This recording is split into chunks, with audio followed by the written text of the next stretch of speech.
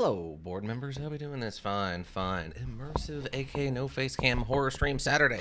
Well, I hope we are going to be returning to the DLC world of Evil Within. Oh, oh, it's the snail that poops on us. I had to get that in there. Sorry. We needed the snail that poops on us, or what are we even doing? Are we even playing the Evil Within if we're not watching the snail poop on us? I don't know why they put that in there, but that's actually what's happening. It's the snail pooping on us. I'm not in control of it. I didn't plan it.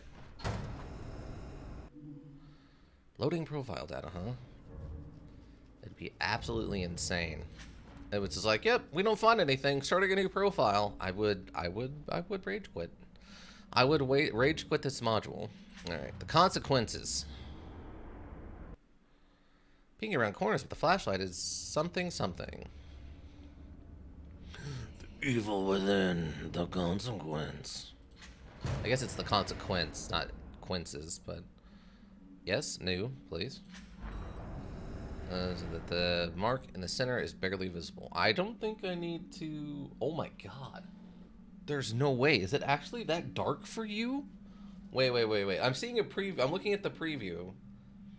Oh my god, I had no idea it was that dark. There's no way it's actually that dark, is it? Because if the preview I'm seeing is accurate, that is saying that you can't see any of the symbols on this. Oh my god. Wow. Yeah, I have to almost max it out for it to come across stream as, like, properly lit. I didn't even notice that before. Yes. Do your past secrets haunt you? Maybe. Do you wish to tell them, but something holds you back? I mean, common decency, yeah. Come back, kid. You have a job to do. No! Stop! Get away from me! Stop running.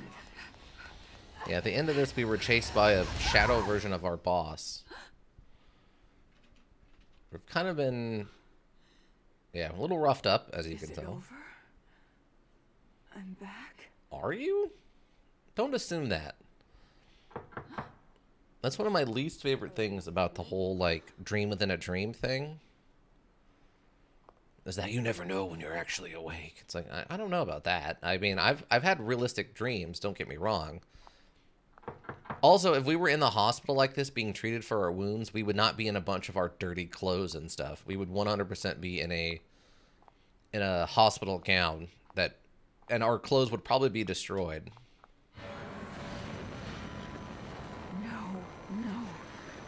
Where is this place? Flashlight. But what about flashlight? Flashlight! This isn't Alan Wake. Oh, this... Are we awake? Hey, you! What's going on? Where is this place? I'm afraid I cannot answer that. Are you kidding me? Ugh, waste of time. What? Oh. Oh, well, there's an exit over there. No? No, there's no newspapers or missing posters. Wait, can we go this way? Oh, we can. We must have that boy. He will enable us to change everything. I'll come back with him. I needn't remind you the consequences for failure. Yes, I must become But if Ruvik leaves with him, your personal cobbler. there must be some way to stop him. Okay, I can't go into that room. It's interesting that that's a normal chair in her version of this place. Back was driving? Alright, hopefully... Well, I assume you drove safe then. Okay, Ika, if you have a moment, can you tell me if this looks better or worse than this normally looks? I cranked up the lighting, so hopefully it should, in theory, look better for you all? Let's see, what does this look like? Oh, that's actually pretty good. Yeah, that looks a lot better for you, I think. Oh, so this is where they put the save room in this version. Okay. Ah, the missing map is still here. Okay. Only actually watched like 5 minutes of module play for this. Fair.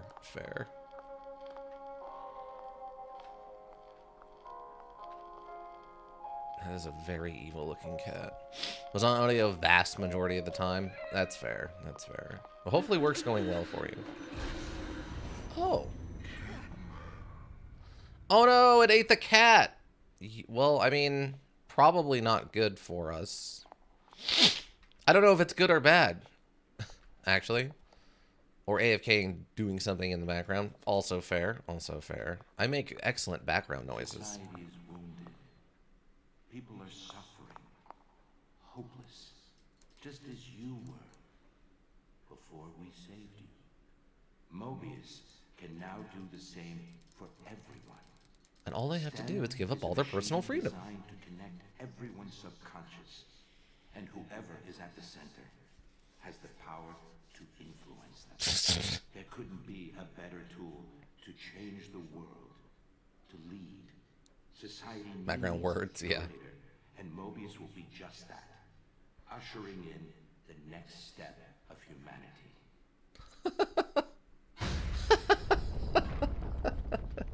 That was the best, but still terrible an attempt to, like, explain away mind control right there. Yes, we're going to lead the world into a better future by mind controlling everyone into being obedient slaves. Oh, okay, yeah, nothing wrong with that. Just not even subtle.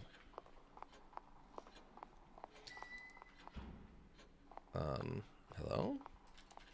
I can't actually activate this. Odd. I swear we were taught in the last one that these symbols can be opened with the flashlights. I'm a little annoyed. Alright, let's go see what we got. Wait. I know you're out there. What room is that coming from? This is just one of the safes. Oh.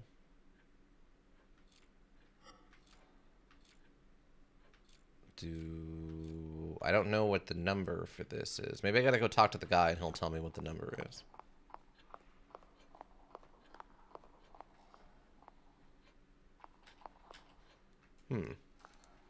How did you like the Joshua Schmidt Sky Striker song? Oh, the I Love Rain thing? That was pretty funny. Do you have any idea why this world is the way it is? Hate. Hate. Ruvik's hate. The man's consumed by it. He wants out. Wants to get his revenge. He wants back what he feels the world took from him.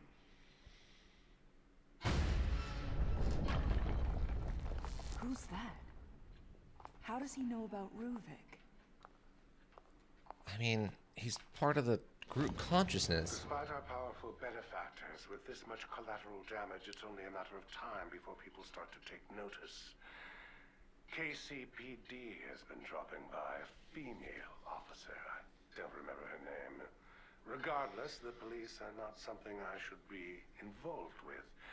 Mobius says they will take care of it and make an effort to ensure KCPD leave us alone. Then there is the reporter from the Crimson Post, Ivan. Something or other. He has become a personal annoyance. He barely qualifies as a tabloid journalist, writing cover stories about tales of church sacrifices and other nonsense. But now he's being persistent about the missing patients claim. I'll be damned if he is the man who brings Beacon down. It seems that Reuben could be useful for other forms of problem solving. Perhaps I can interest this reporter in an exclusive interview. I see. So I'm assuming the police investigator was Sebastian's wife and not Kidman, because Kidman's on board, right? And then the investigative reporter, we haven't really learned too much about them. So I don't know about that, but you players really like their cards? Yeah. That's a pretty common thing with I think anybody who gets into like collectibles like that. They have interacting like characters who interact. Wait. Can't examine this.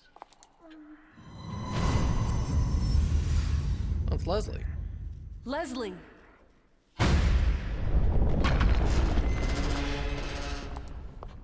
If If I'm still here, then he must be too.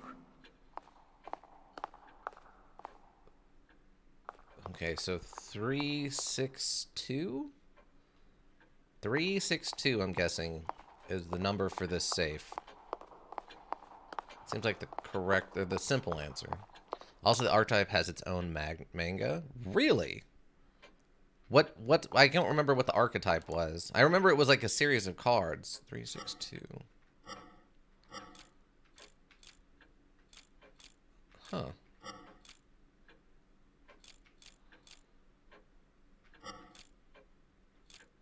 Oh, you can turn that one independently. 362. Okay, so then this one, we just go this way. Anime girls and mechs? Oh, okay. Huh. 362. Maybe it was... Was it not 362? Let's see. Well, it's 362. Oh, that one's connected to that, so it's 353, maybe? Maybe it's 353. I mean, anime girls and mechs is definitely its own category of manga. But what about girls in tanks? Have you watched Panzer, whatever that's called? 3, 5. Okay. Apparently this is not the correct answer either, because... Yeah. And backwards and forwards, that's not the right answer. I have not. Yeah, I can't remember exactly what it's called, but it's like Panzer something something. It's it's so stupid. It's the dumbest anime. It makes no logical sense whatsoever, but it's very funny and it's cute. Yeah, that's a 3, a 5, and a 3 at a minimum. So that must not be the correct answer. I would have thought for sure that was correct, but...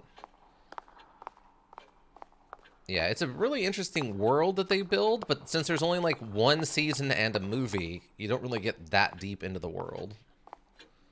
Oh, here we go. 1252. Okay, well, that answers that question. Again, of course, I'm choosing the more difficult one. 1252, huh?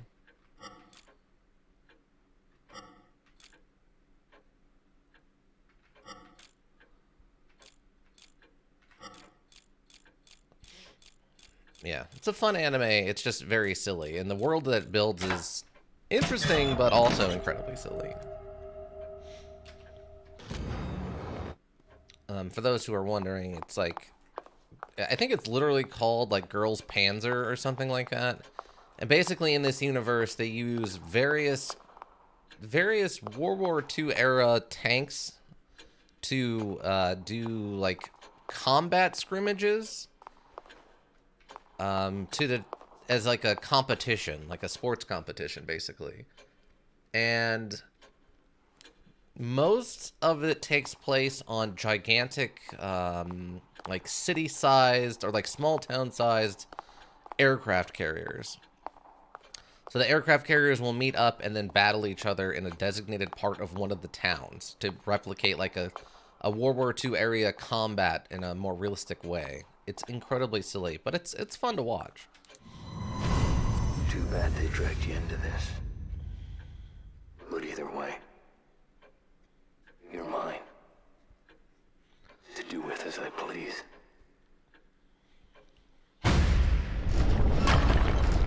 Okay. Sebastian.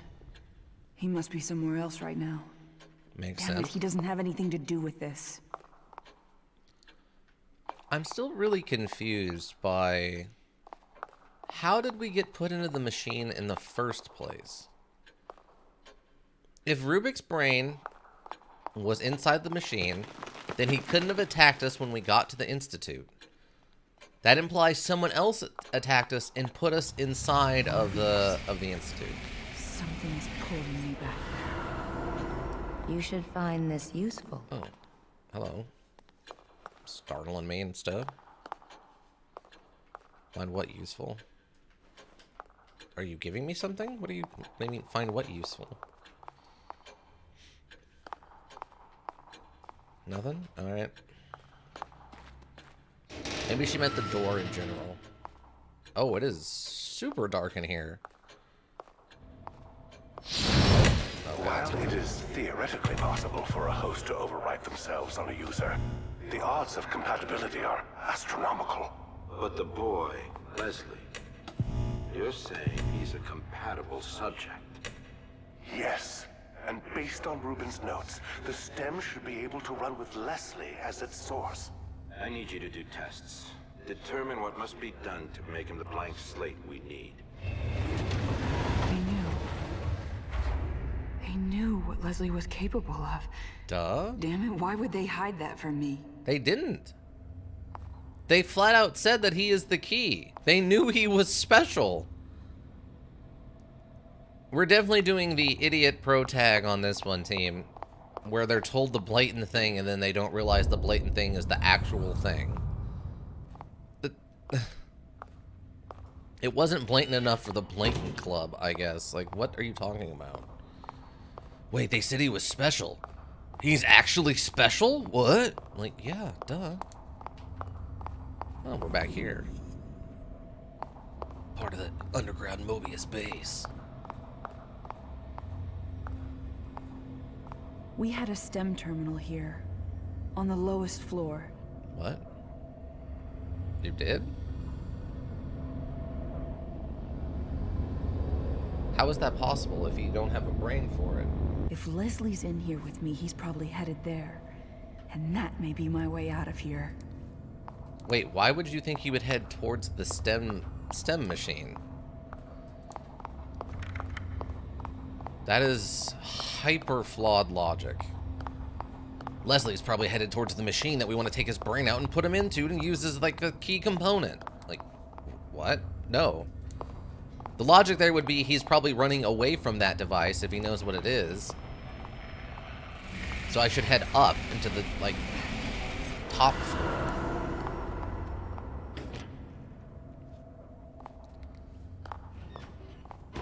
Okay, we got a zombie down there, it looks like. Uh-oh. Is that ambiance movement, or is that an invisible enemy movement? I can't get through with the power out. I've got to get things running again. Well, that's why most places have emergency shutters and stuff. C to enter cover. I don't have any...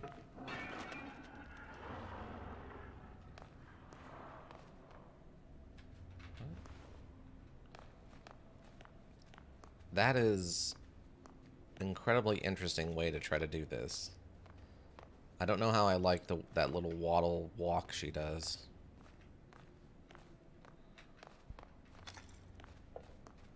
Hold on. Generator room. High voltage. Danger, danger. High voltage. That's the only part of that song I know. Just because it was from like a commercial.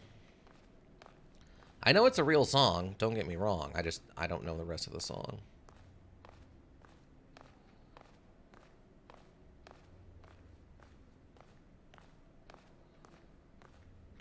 Okay.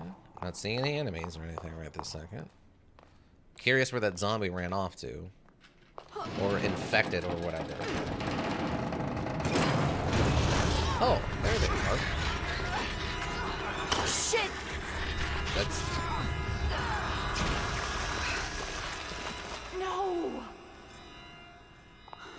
This is bad. I can barely see anything in here. Second. Space, pick up. Chemical lights. What? Better than nothing, I guess.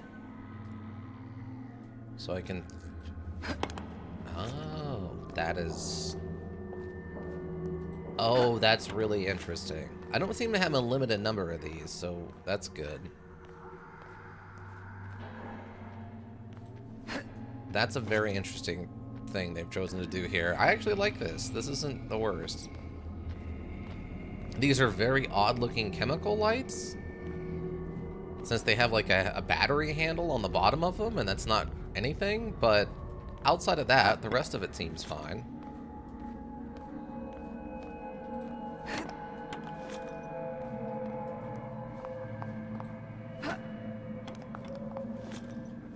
Oh, they do run out after a while. Okay, that's good to know. Again, not realistic in any way, shape, or form. These things will run for hours and hours before they run out, but...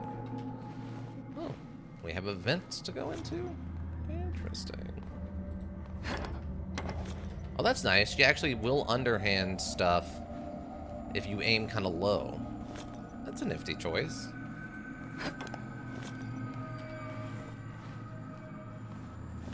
Okay, so this must be literally just for hiding in to escape from the monsters. Okay. Understood.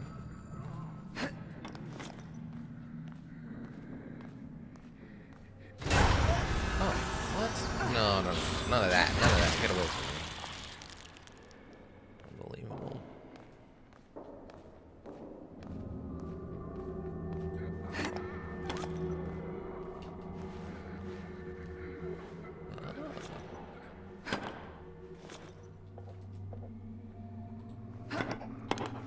She's not the best at it, but she's trying hard, team.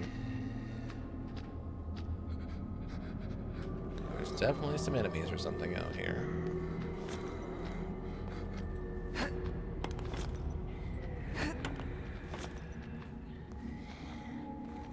Don't know where.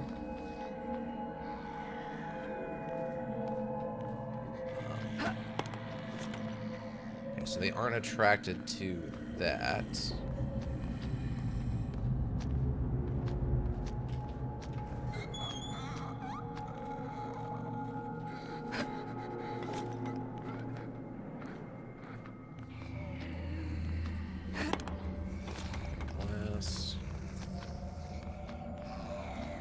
Assuming that's just blocked off then, basically.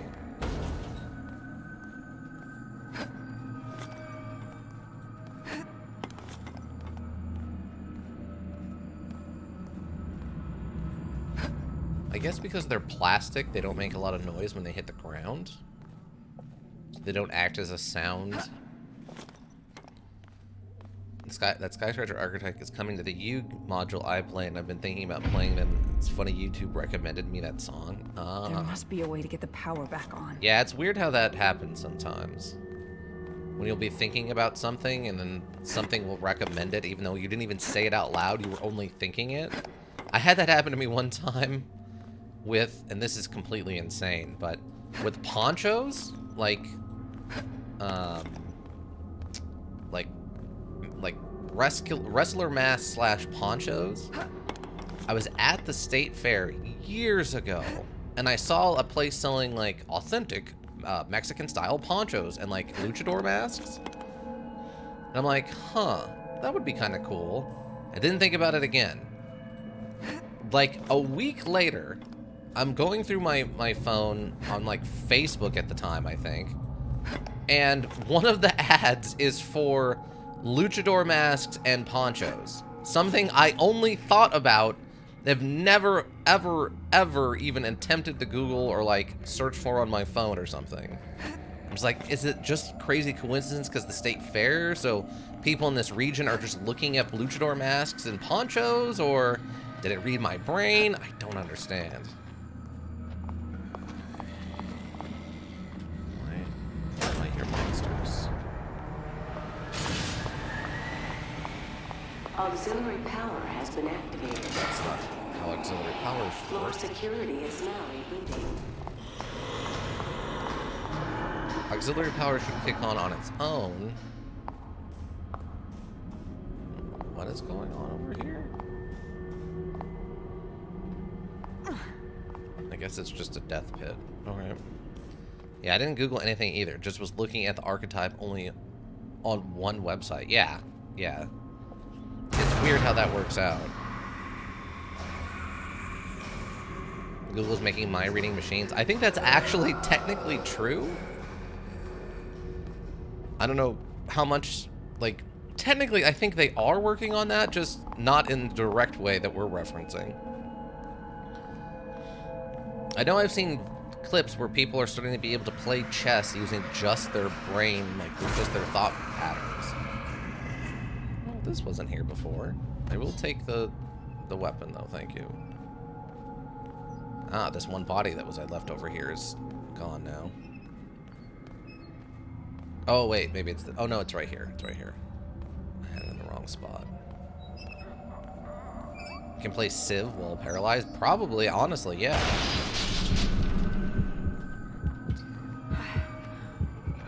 Can't betray me like that.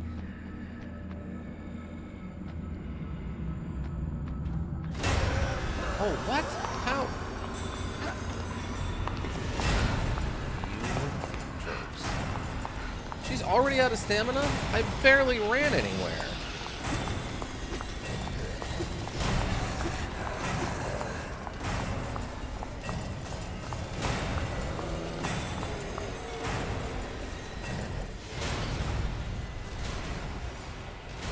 Yeah, you really, in theory, any kind of turn-based module of any kind, you could, in theory, play with just your mind. You don't really have to be able to.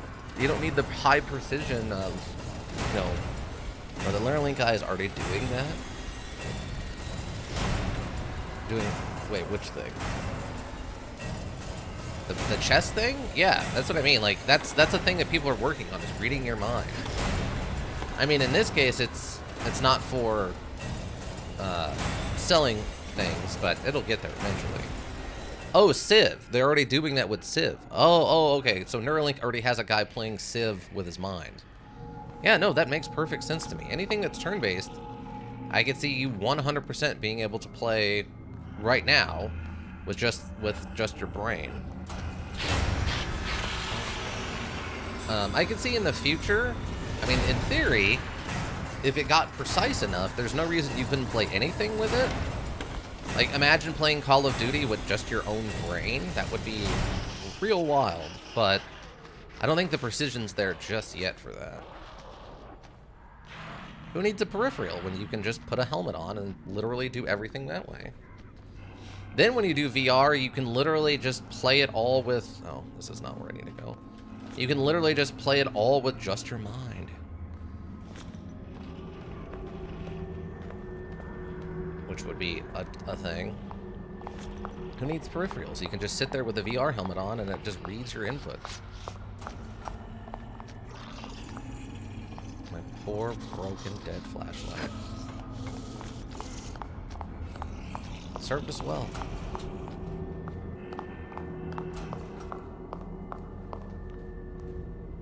I don't know if they're gonna add new enemies.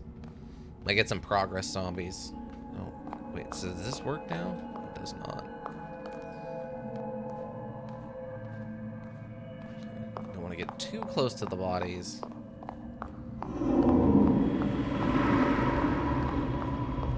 Is that someone flushing a toilet in the bathroom? That's odd. Systems were previously shut down incorrectly. Each terminal requires manual restoration. Please be patient. Oh, hello, cat. This isn't the time to make me wait. Sure it is.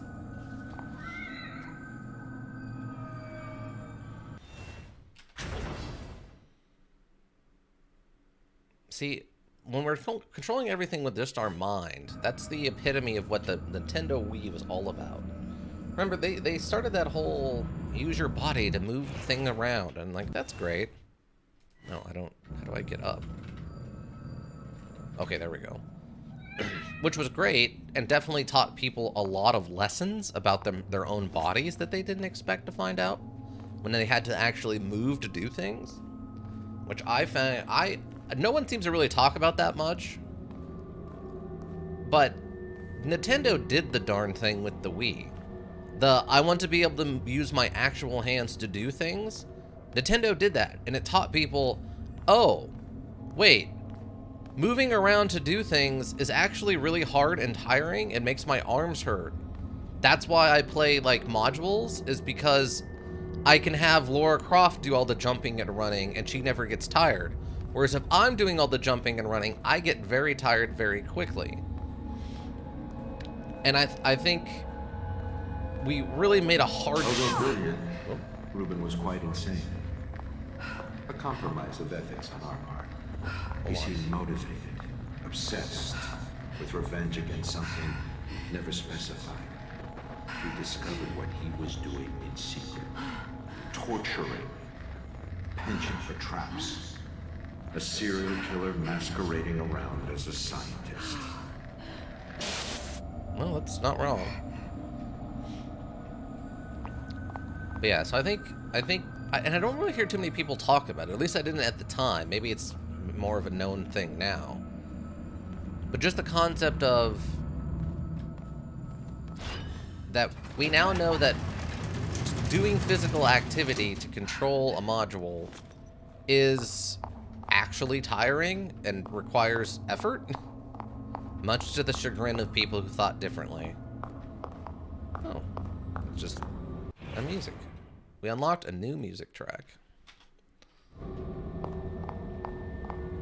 I think it was a very humbling moment for a lot of people who play modules who thought, I could survive a zombie apocalypse. And it's like, oh, my arms are tired from playing Legend of Zelda Skyward Sword for 20 minutes. Maybe I wouldn't do the best in a zombie apocalypse. Maybe we shouldn't keep making this joke over and over again, that I wish there was a zombie apocalypse, because it turns out maybe I'm not going to be the best at surviving a zombie apocalypse. Pathways are shut down. Just because I like swords doesn't mean I'm good at surviving zombie apocalypses. Thank you for waiting. You know? I think there was a lot of, like, realization thanks to the Nintendo Wii. I was hoping maybe that would reveal the symbol or something. His demeanor has turned far too aggressive and his techniques even more perverse. Da Vinci would dissect corpses to further his anatomical studies, but what Reuben has done goes beyond. Demanding his subjects be aware as he dissects them to truly see how the mind reacts. He's more of a butcher than an artist. But we must remain scientists above all. I had taught him from a young age that the end shall justify the means, but I could not have predicted things to be this extreme. Mobius has learned of his involvement due to my carelessness. I've asked they bring him on board to assist in development. Perhaps offering him better facilities and support will refocus him and stave off his gruesome proclivities. I'm working with a serial killer. Maybe I can fix it. This machine was designed for me. People like you. You took my life away. Turned me into an abomination. Finally, with this machine, I can go back. I can live the life I was supposed to have. We are forgiving. We are willing to overlook your certain peculiarities for what you can provide us. But you are testing our limits. Our manpower, our resources are not here for your pathetic fantasy. You will reverse the calibration on the machine so we can use it without you. And what if I say no? You think Jimenez can fix this? You need me, and there's no way around it. Ruvik. No. Reuben. This was where he was doing his research with us. We were just using him. And I doubt he's the first. That looks bad. Oh, now the door's there. Okay, great. We get something like a COVID apocalypse first. Oh, yeah. No, zombies don't make any sense. Like, the undead coming back to life would have to be magic. It doesn't make any sense from a biological standpoint. We're more likely, if we were going to do something like zombies, we would get fast, like, rage zombies, like 28 Days Later or something. Like, look at, like, even the bubonic plague and stuff like that. The Black Plague killed millions of people over the course of multiple, you know, I believe over 2 different centuries. And there was very little we could do about it at the time. And that's just speaking of European history. That's not speaking of the virus that wiped out like anywhere from, I think it's 80 to 95% of the native population of the Americas was wiped out by a virus. That's why you know, settlers from Europe were able to come over here. Speaking of the Black Plague, what are you doing? Why is there a chainsaw in here? What kind of scientific measurements are we taking with a full-size chainsaw? Also, why can I wield these chainsaws? Now, I've heard this is true, and I don't know. I've never done the research, but I've heard that chainsaws were actually invented to help with, what do you call it? C-sections, initially, and then eventually got transferred over to being the thing we use to cut down trees. So it makes sense that you could use a chainsaw-like device in, you know, cutting up bodies, but not a full-sized one like that. That's just silly. Apparently, for the first time since the Black Plague, scientists are expecting global population to increase since birth rates are falling so low. That makes sense to me.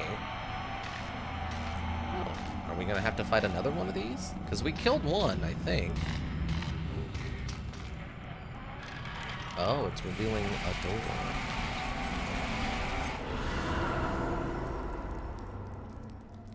Oh, and it's gone. Oh, no, it just moved. Odd. Wait, did it? Maybe it didn't. Maybe the camera angle twist threw me off. 180-degree rule, team. Don't look it up. Look up the 180-degree rule and don't break it. I had not heard about the. Oh, she's up. I had not heard about the.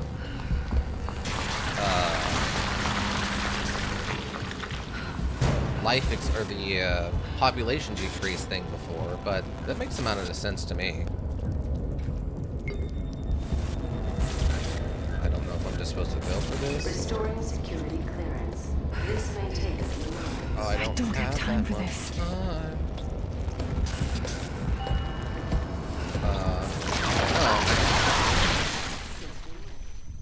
Seriously? We have to do this terrible boss fight again?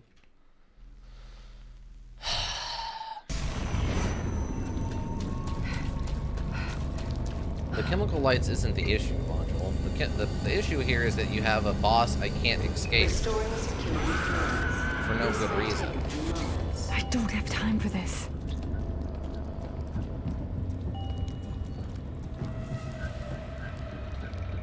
System ready. Oh, okay.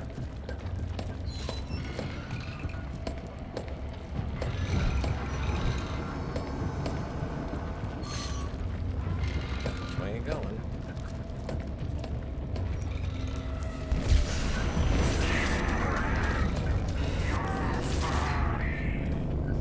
Damn it!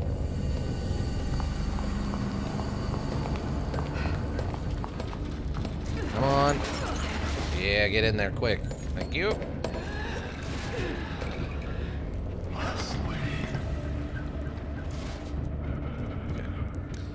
First time the Black Plague is expecting global populations to decrease. Yeah, it's also interesting that how much things have changed thanks to the global economy and just the general state of the world, that people really aren't in the mood to have a bunch of babies.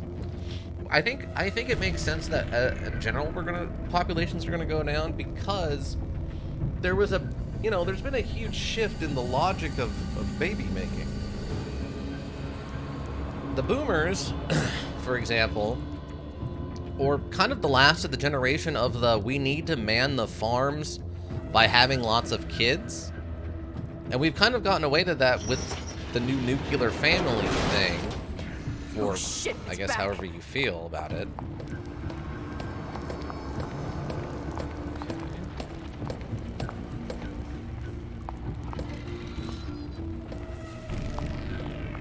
Really had to do this again, huh? She's literally just guarding the thing I need.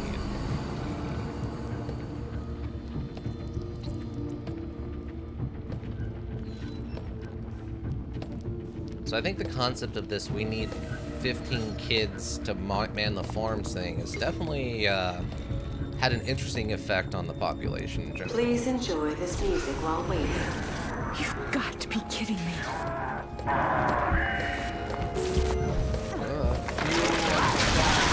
I hate this boss. This is a terrible design. I don't know who thought this was okay. Throwing chemical lights at enemies will be alerted. Will they? I don't think they will. Oh shit, it's back.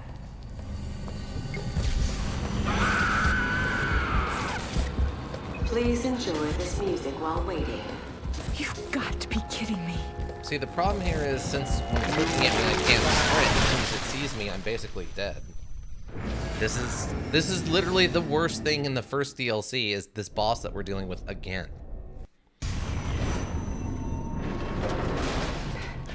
Oh shit, it's back.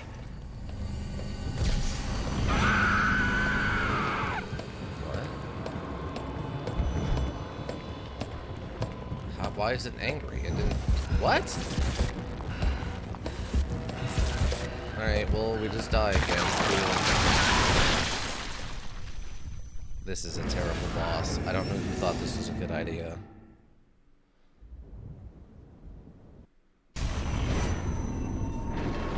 Just absolutely an atrociously bad boss. Back.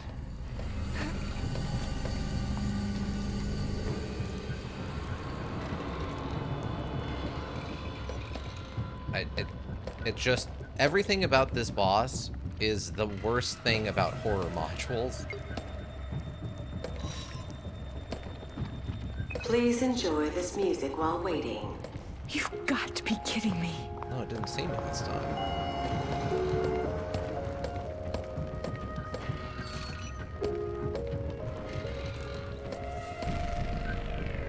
But yeah. Come on. With the death of the concept of let's man the farm with our children as free labor.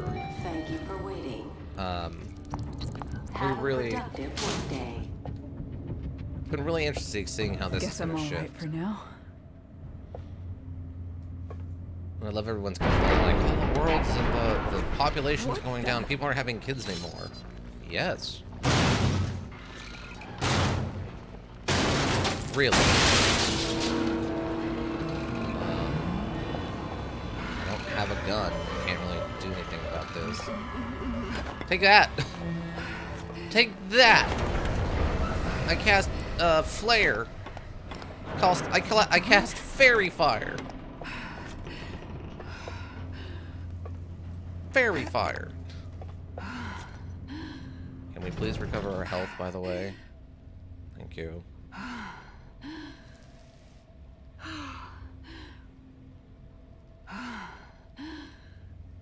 I'm trying to think.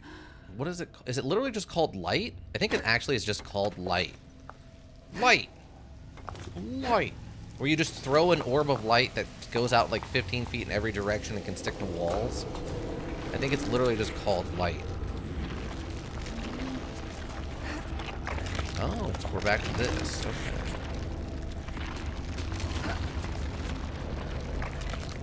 Like, these things are obnoxious, but at least you can kind of deal with them. They have weaknesses.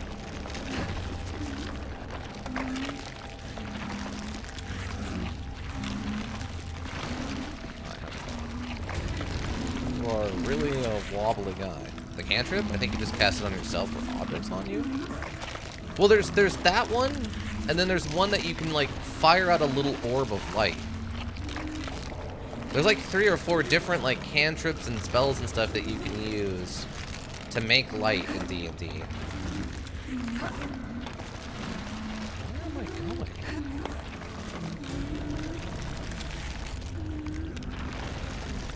Over here, I guess? Yeah, there's the one that lets your like a piece of equipment glow. There's one that just why did they become agitated?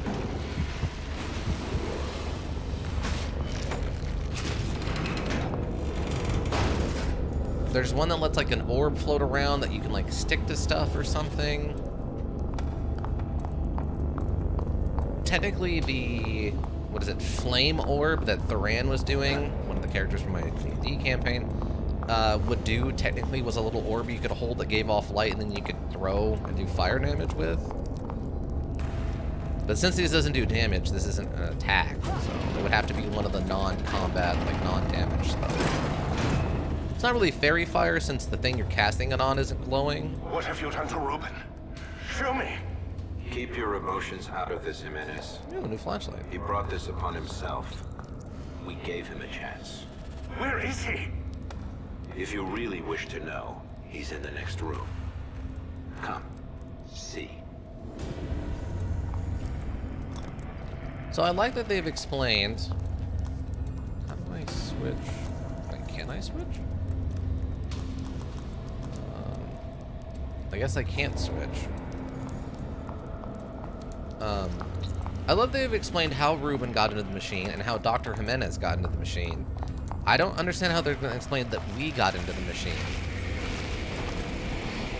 Unless they're going to explain that that whole trip up to the hospital was also inside of the machine for some reason or somehow. That's going to be a really hand-wavy, nonsensical explanation for sure. It's one of these. Oh, okay, so it looks like it probably has to line up with the blood outlines. Yeah, that. How do I... Oh, we use the mouse, okay. You tripped and fell in? I mean, if that's how they explain it, that would be hysterical. Oh, what? That's not a thing.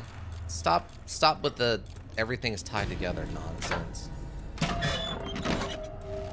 Utter nonsense. Scrap letter 2. Why are these glowing? I don't like it. They're glowing for no reason. I don't care for that. Yeah, if it explained that all of the characters who are inside of the STEM machine accidentally fell into the bathtubs and got introduced into it, that would be hysterical. Because there's, what, 3 of them? Sebastian, Joseph, and the guy who was driving the patrol car or whatever. That's 3 people who accidentally fell into the tubs to get inside of the STEM machine. Since Kidman's in on this and was in, you know, allowed themselves to be put in. Dr. Jimenez was forced in by the company, as was Leslie and Ruben. So that's 3 people who got inserted into this by just falling into a bathtub. That would be hysterical if they could figure out a way to explain it. This is despicable. What is this monstrosity? Despicable?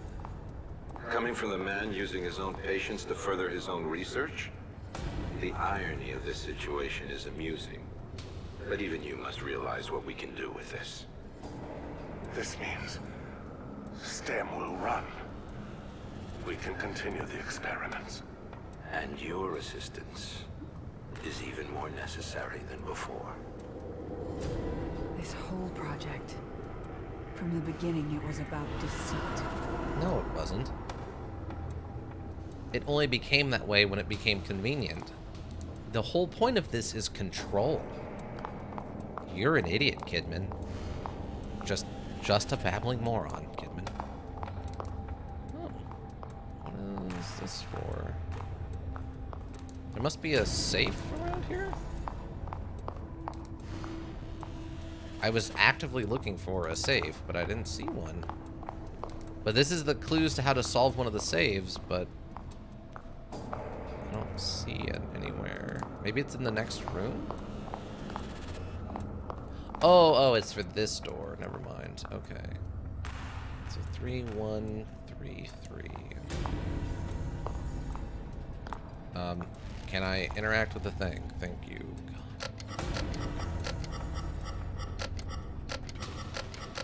God. What was it? It's 3. It's just no. It was okay. 3 on that side. Okay. Very close.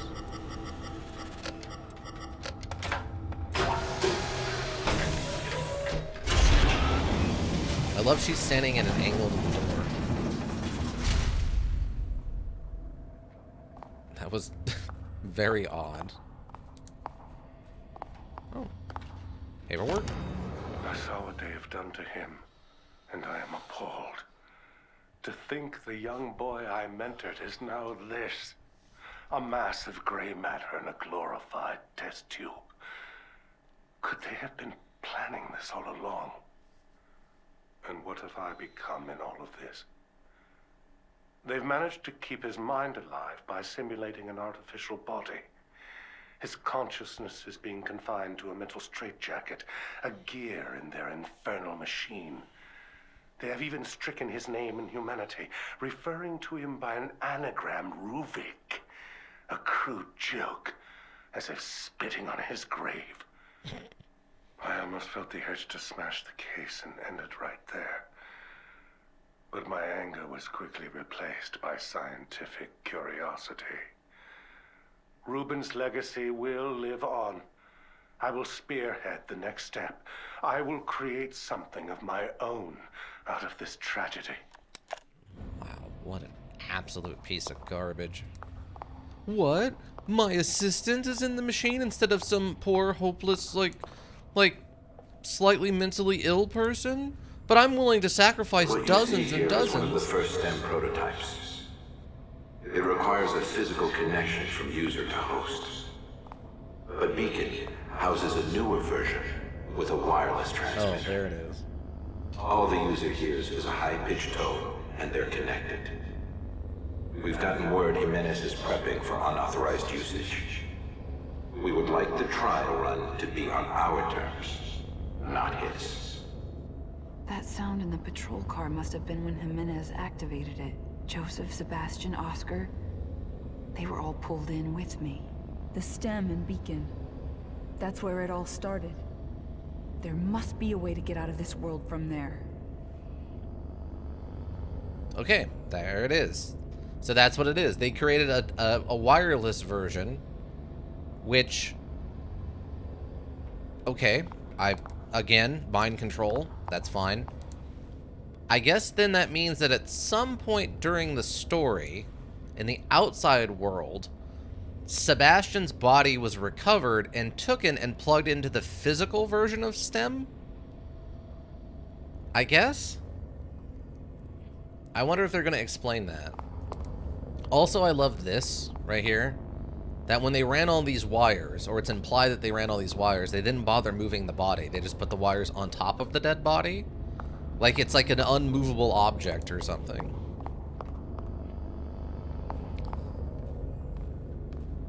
Yeah, also I feel absolutely zero sympathy for him or Ruben, by the way. I understand that you feel you're superior or whatever, but that doesn't mean that you suddenly shouldn't value other people's lives because they're not directly tied to yourself in a way that you find convenient.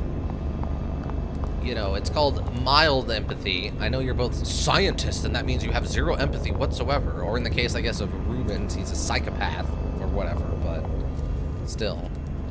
I feel zero sympathy for either of them.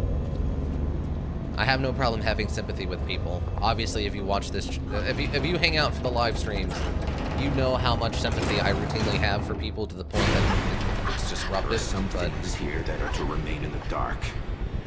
Especially for you, kid. You're asking too many questions, ignoring your mission. Running from responsibility. they're doing none of that. Just like you always do. No, that's not true. You don't know me. That much is obvious. But we need to make sure you do what you're told. You're lying to me, hiding things. I can't trust you, not like this. What? You are not required to trust us. Only to obey. What did she think she would... God, she's just so stupid. Just so stupid. This is like the worst version of like a late 90s, early 2000s sci-fi movie, like the Sci-Fi Channel movie, where the protag has to be a complete idiot. An attractive moron. Because, I mean, she's pretty attractive. But a complete idiot in order to facilitate the story making any sense or being even remotely plausible.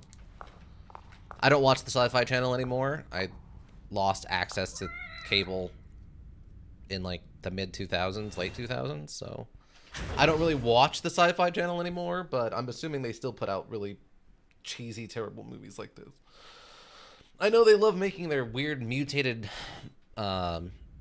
combined animal movies. Those are still pretty popular over there. I hear about those because of how silly they are. Like, Sharktopus and stuff like that. Where it's a shark head with an octopus body.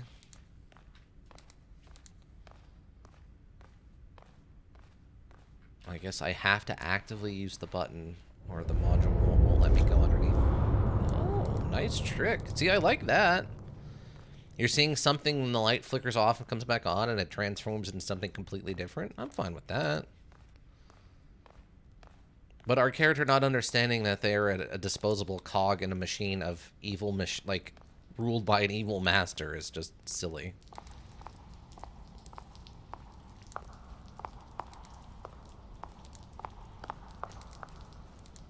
I don't know, maybe if this module had a deeper story or something going on, I could forgive some of this idiocy. Like the guy from Citizen Sleeper, the bounty hunter guy from Citizen Sleeper who's like, yeah, I've been working with this guy. He'll give me half the money instead of shooting me, and then he gets shot by the guy. At least that I can kind of forgive, like, he was expecting some professional courtesy or something, even though obviously no. Zane is a child topus, I guess. Zane has a very apparently unique biology. You were assigned to your team for a reason. Castellanos, Oda, they know nothing, but they're searching for answers. Searching for us, you mean? One of us. But this may be our chance to remove them. Having all of you in one place will provide us with opportunities. Oh, okay, so that's how we all got into the same car. So Joseph Oda was actively also investigating them? That's interesting. You don't need that shot. There's no reason for that shot. Don't. Stop it. Stop with the dirty camera angles. We don't need that anymore. This isn't the 80s where nudity is rare. We have the internet now. We can stop with the unnecessary butt shots. Listen. The police department. Why am I here? Because you're craving a donut, and someone left a donut underneath your desk. I'm using the donuts as a cop joke, but in reality, cops don't really eat that much donuts. Actually, the history of the donut joke is kind of interesting, actually. It's, from what I understand, I haven't done full research on this, it's just what I've heard is the reference, is that back in, well, for a long time... Oh, there's some missing people posters. Pedro and wait, what? Marta Martin. Who's this lady? Oh, we don't get a name on this one. Have you seen this woman? Crimson City Police. Crimson City Police. But yeah, my understanding of where the donut thing referring to cops comes from is that back when police officers, like in, well, I guess technically, historically, were working overnight shifts, because until really about the 80s, from what I understand, I mean, I was born in the late 80s, so... But from what I understand, a lot of places weren't open 24 hours, except for bakeries. A lot of bakeries would open very early in the morning at like 2 a.m. and would sell baked goods, donuts, to people while the bakery was getting ready to make its stuff for the whole day. So police officers working overnight shifts could go to bakeries and get donuts and other baked goods in the middle of the night where most other places were closed. So the kind of the weird myth of cops loving donuts and being willing to do atrocities in order to get donuts is kind of born from that. Yeah, okay, so you've heard that same thing too. Okay, that's what I had heard is the origin of that. I mean, I haven't done my independent research of it, but I've heard it from a few different sources, so I believe it pretty thoroughly. Come to Ishigaki. What? Come to Ishigaki. I can't tell what the next line of that is. It's one of the meme posters. Yeah, come to Ishigaki. Missing Christopher Tyler. Missing Amelia White, I think. Lost dog. Definitely just... Wait, is that dog's name? Oh, no. Lost dog, but there's two different names on it. Fernando Cabrera. So these are, I think, all the missing posters that we probably found as Sebastian when we were inside of the other place. That's a new one. Can't read the name on that, though. Sushi! I think that's Mount Fuji. I think? It's kind of hard to tell. I don't know my mountains that well. Whoa. What was that? What? Oh. I didn't mean for that to happen, but that's good to know it did. Wait, what's this? Junior detective. Oh, okay, this is just our desk. Little bear on there. Same little, I guess it's technically a cat. I think that's actually a little cat. And the cat on our purse. Odd that we can't actually interact with anything here. So we revealed it, but we didn't actually get to interact with it. Odd. I think that's a new wanted poster. Or wanted? Or, yeah, wanted poster. I don't know who that is. I was figuring most of these wanted posters and stuff would just be people from the programming team or whatever, but... Niagara Falls 2005. Fun. Never been. Only been to upstate New York one time, and it was not there for Niagara Falls. How's Lily doing? Great. Everything's going fine. Just wish my wife would be home more to take care of her. She barely took maternity leave, huh? One of Crimson's finest, I suppose. She's a great cop in her own right, but we can manage without her for a little longer. You should hope she doesn't hear you say that, or you'll be out in your ass, Joseph. This looks like it's way before I got here. Everyone's so much younger. But Sebastian's profile didn't say he was married. Let alone a child. Oh, so she doesn't know about what happened to Sebastian. Oh, interesting. October 2005. That is a very odd image they've got there. It's like an abandoned field of grass in front of some sort of old... Almost looks like a subway station or something. Or like a train station. Maybe it's a real place. I'm not saying it's not. I'm just saying it doesn't look like a real place. It actually kind of looks like Wayne Manor from the Batman vs. Superman movie. What is that? Are those cigarettes called The Pig? What?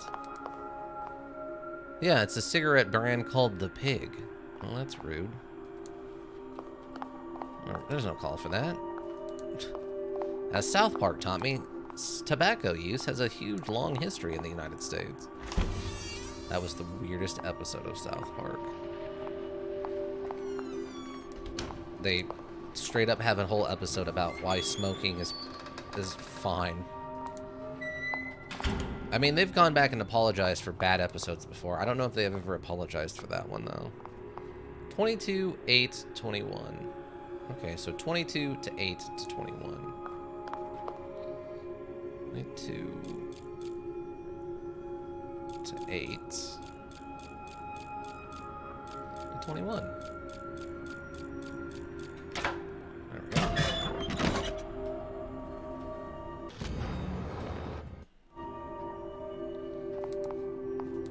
Well, that's pretty straightforward. Ain't got time for this door. Nope, not this one either. Oh, that's interesting. It doesn't actually show up unless you're looking through the window. I guess that implies that it's actually written on the window and not on the wall.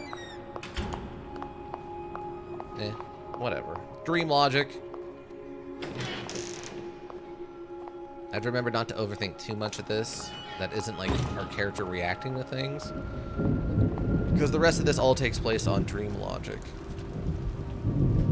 Can't shut the window. Or if we get distracted with mind reading Google, I was going to explain what the Sky Striker archetype does. Oh yeah, tell us about the mecha ladies. I want to know about these mecha ladies. I'm a big fan of the Sisters of Battle from Warhammer. So. Going off with your conspiracy theories, you're getting out of control. You don't pull that in front of the captain. I'm onto something, Joseph. I don't need you hiding shit from me, too. I'm not, Sebastian. I'm trying to help. I want to help. But you need to think about this carefully. Your daughter, it was a loss everyone on the Force felt. But your wife is... Myra left, Joseph. She left. When we needed each other the most, Myra left me. What would make her do that? I have to know. I don't care what it costs. His daughter, then his wife? One right after the other? No wonder he always seemed so closed off. Yeah. Have you seen this woman? Oh, is this the wife? Yeah, that's Myra. Wait. Myra? Did they say Myra just now? I guess they said Myra. Yeah, I guess it's his wife. That is... She does not look like I expected. She looks older than I expected. Because presumably this picture was taken shortly before she left? Huh. She looks... In this picture, she looks as old as Sebastian is now. Which has been some amount of time since she left. That is an unnaturally huge amount of cigarettes. That is not okay. You're not fitting that in a single ashtray like that. That is a comedic amount of cigarettes. Yeah, it's the Pig brand cigarettes. Huh. Okay.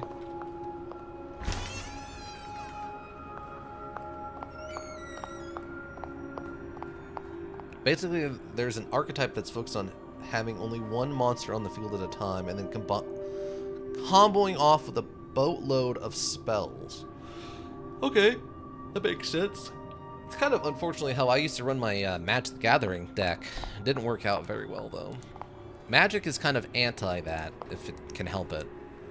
Also, I didn't have the raw number of cards needed to make that work really effectively, because, you know, I didn't have money to be buying special cards, but...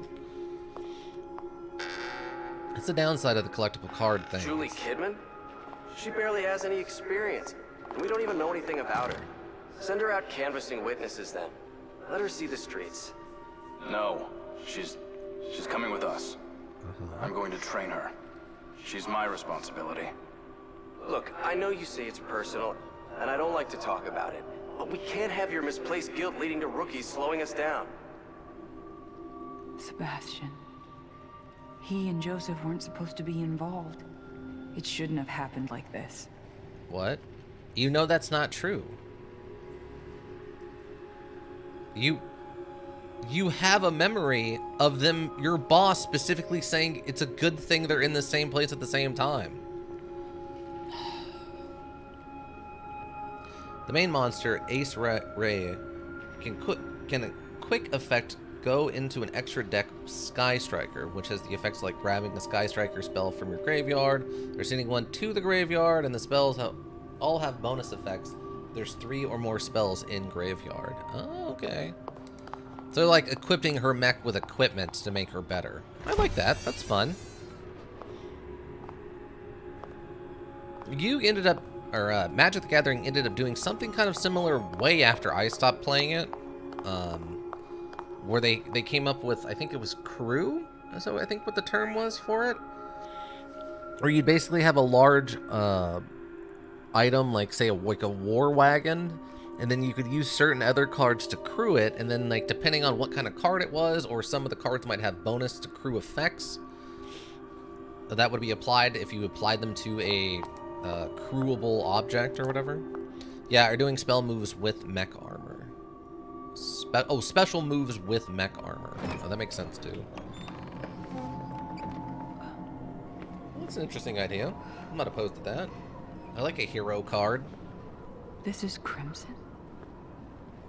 This can't be real. What? Crimson Theater. The light. A STEM prototype at Beacon. That is very far away, though. Beacon. I just hope I can get there before he does. Okay, this must be leading to the bus thing. Also, we should be running into Leslie, I think, one more time before the bus incident. Because I think as Sebastian, we saw her with Leslie one more time before the bus thing actually happens.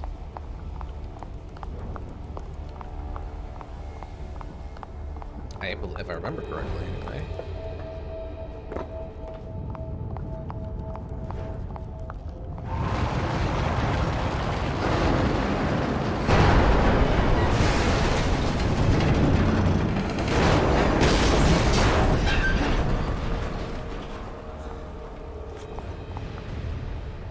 Okay. Don't care for this. I don't know why this popped in my head, and this is not a one-to-one correlation in any way, shape, or form. But I actually fell down at work on Friday. Bye, Mr. Building. Have a nice trip into the abyss. Yeah, have a nice trip into the abyss. Bye, Mr. Building. But yeah, I actually fell down at work on Friday. I wasn't injured. I didn't even like scrape my hand or anything. It just the thing like turning like angular like that just made me think about my fall at work. Oh, and a zombie. Okay. Wait, can I jump? Oh, I can't. It's like, why would it let me jump over there? For an example of spells, you might have one like, if you have no monsters in the main monster zone, no monster or only a single monster from the extra deck in its designated extra monster zone, you can target one set spell/trap and destroy it. Then if you have 3 or more spells in graveyard, you can destroy a monster on field. Oh. You have no monsters in the main monster zone, no monsters or a single monster from the extra deck in its designated extra monster zone. You can target one spell. Oh, okay, I got you. So it's boosts. Each of these spell effects will hit them and be like, yeah, giving them special abilities they don't have by default. That makes sense to me. Oh, we can push enemies now. Fun. And yeet. That was an incredibly weak push. He's not coming back. A second, Kidman, second. The really common one that was if you have no monsters in the main monster zone, add one Sky Striker card to your hand except this one. And if you have 3 or more spells in the graveyard, draw 1 card. Huh, yeah, that sounds pretty cool. Sounds like a good way to cycle through your cards and really quite quickly build something more up. and more subjects. And sad to say, they're suffering as much as, if not more than, his previous patients. Fortunately, Beacon and the city offer no shortage of expendable subjects. I should feel guiltier than I do, but my Hippocratic oath was abandoned long ago. The scientific and medical potential of the work is too great to be denied. Mobius has also offered me a respectable amount of compensation. Promoting me to director at Beacon is not something to be taken lightly. First, however, they want me to have a reputation, publishing studies in various journals. Repurposing some of Reuben's research towards patient evaluation seems viable. I doubt he will even notice. So this must be from back when he was still alive? Interesting. One of the few pure +1 advantage spell cards Konami made in recent years, and one that doesn't have any once per turn clauses. Oh, interesting. Okay. Huh. So you could use that more than once per turn? Interesting. I guess so for each Yes? Oh, that sounds incredibly busted, yeah. Very few times you shouldn't limit things to once per turn without some kind of other mechanic to... without some other kind of balancing mechanic. I mean, in Magic the Gathering, it's mana cost. But...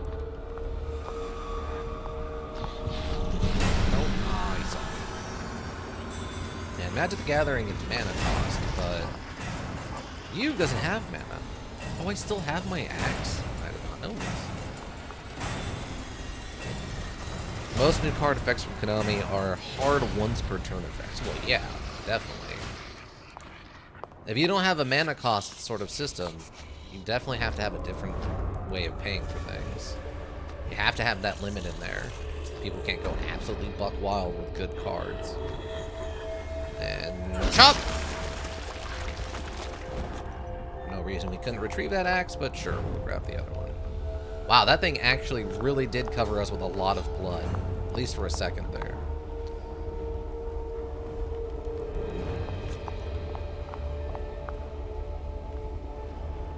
Okay, so we gotta use this other axe for this guy. Oh, I guess he is standing on the edge of that platform, so we can push him. We just gotta wait for the timing.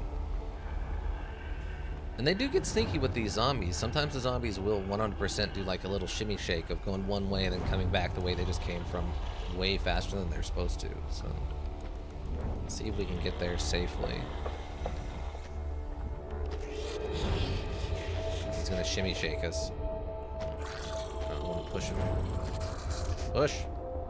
And yeet. Okay.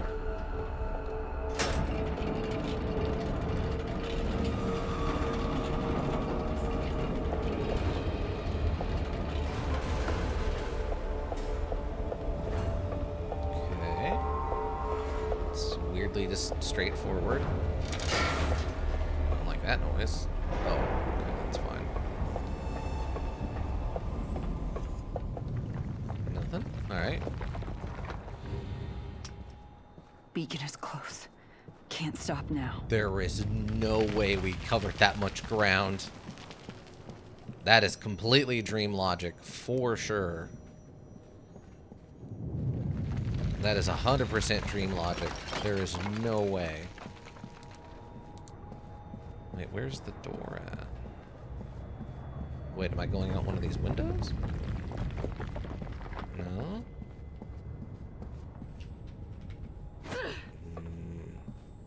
Am I... oh. Didn't even see that somehow. Weird. There's another Niagara Falls 2005. Ooh, what's this? Well, here's where you'll be living. The view's pretty spectacular, huh? Holy shit. This is different than I'm used to. If you saw where I grew up. The past is over. You're with us now. Here are the keys. It's yours. You'll have to take care of your own food, clothing, and incidentals. But your bank account has more than enough to take care of that. So, that's it? What am I supposed to do? Whatever you desire. But your assignment at the Crimson City Police Department is precedent to everything. You are a police officer, and you must live as such, and act as such. I don't normally say this, but thank you. You shouldn't be thanking us. These aren't gifts we provide. You have a very specific assignment at KCPD, and all of this is in exchange for that. Okay, you're right. Sorry. Don't apologize. Just show us you can do your job. Okay.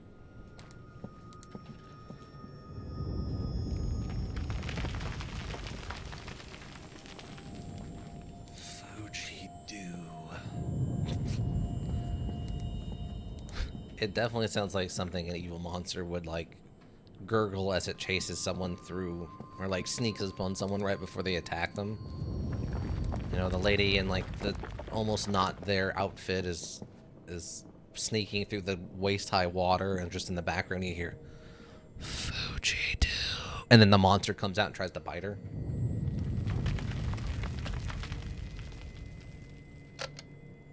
Oh, okay. Are we doing one of these fill up all the lights sort of situations? I bet that's what we're doing. Oh, we have to do it in a certain number of clicks. Well, that's different.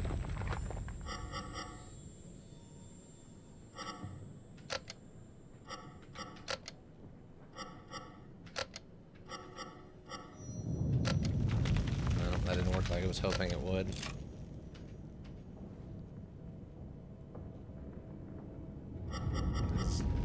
Usually the obvious answer isn't the most correct one.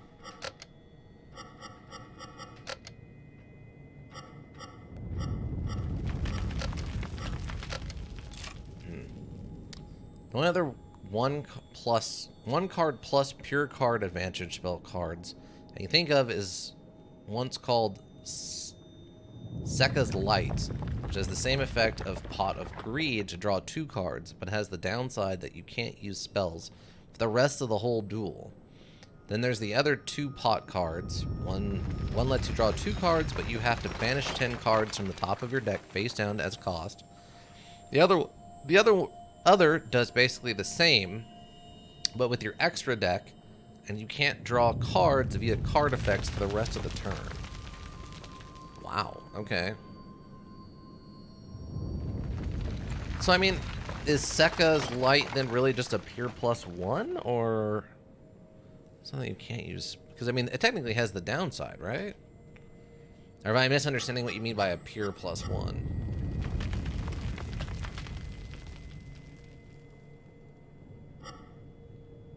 am I doing wrong with this?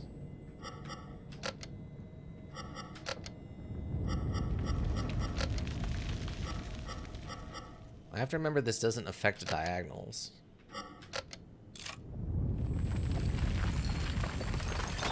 It refers to the cards in hand mainly. Oh, okay. I thought you meant a +1 like in regards to like a D&D +1 weapon where it's just a raw benefit. But you're referring to something specific to you then. Okay. That makes sense.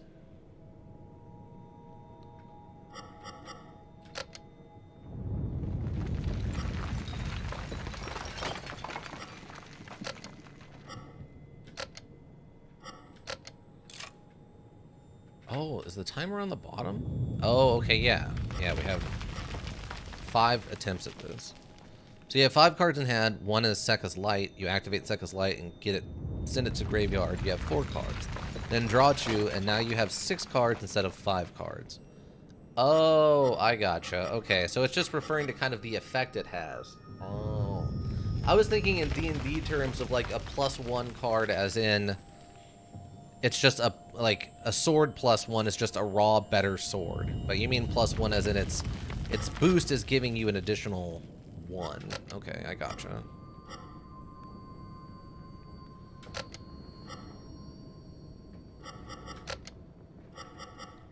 Ah, there it is. Okay. We played around enough and we found it, team. I'm not gonna call that skill, I'm gonna call that like working to the finale there. We worked on that one and got there. That wasn't skill, that was hard work. I'm not even gonna call it raw luck. We experimented and found the correct answer. Scientific method on that one, team.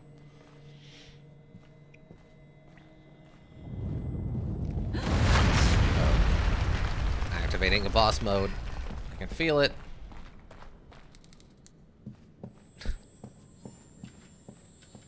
There's only one way to celebrate boss mode, and that's to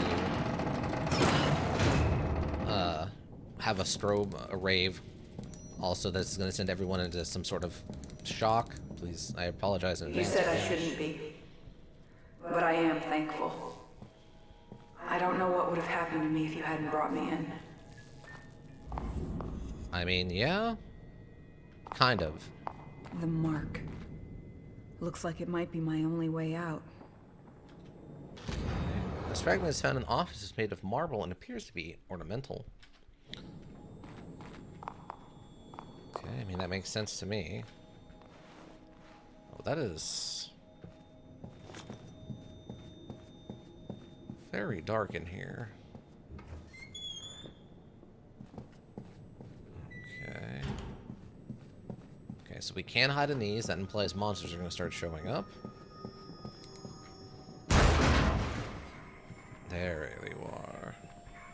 There it is. The monster in question.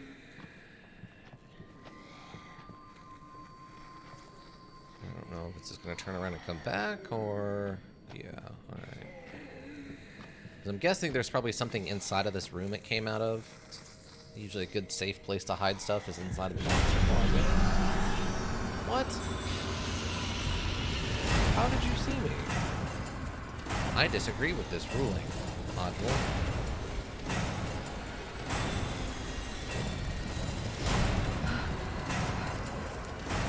Really? There's nothing in here? Ow. Jerk? Oh, come on. Yeah, the not being able to sprint when you take damage thing is bad. That was a bad choice in the main module. It's a bad choice here. It really... It causes a failure spiral, which the module universe has figured out is not the best thing. Once you start losing, you don't want to throw more things on to make it even harder to recover. A Call of Duty kill streak system of once you kind of get into the spiral of losing, you're also the other team is also winning more, and the kill streaks just cause them to keep continuing to win. There's no recovery mechanic for the team losing. Okay, that's 2 of the fragments we need.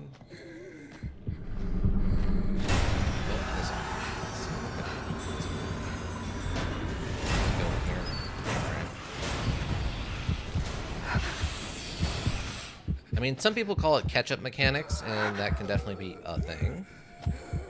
But, yeah. It's kind of depending on where you want to emphasize the fun. Do you want to emphasize the fun on only those who are winning, thus only the people doing the absolute best are getting the most fun out of a situation? Are you trying to make it more fun for everyone and those who are not immediately engaged in that are also getting to have fun? Some of the later Call of Duties, from what I understand, added some like catch-up mechanics in that regard. I can't remember what they called them, but they were diversive in their time. Okay, so now I just need to grab the angle on this. There we go. That's close enough, it looks like. I do like that she's come to terms with understanding that this is a mechanic she needs to use to get around in this world for whatever reason. This is your last chance to prove yourself to us, kid. Don't let us down. Bring the boy to us. Oh. Stop it! Get out of my head! That's the whole point of this. I can't tell what's written on that, even though there is something there.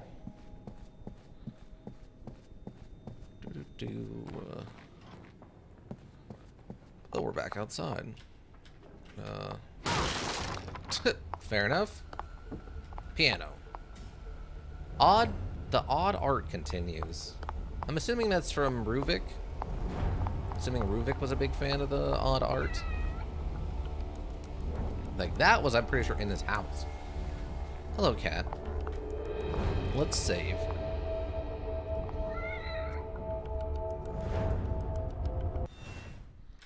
Also, I love that they were able to just get a complete random person off the street installed into the police department without any kind of training or anything.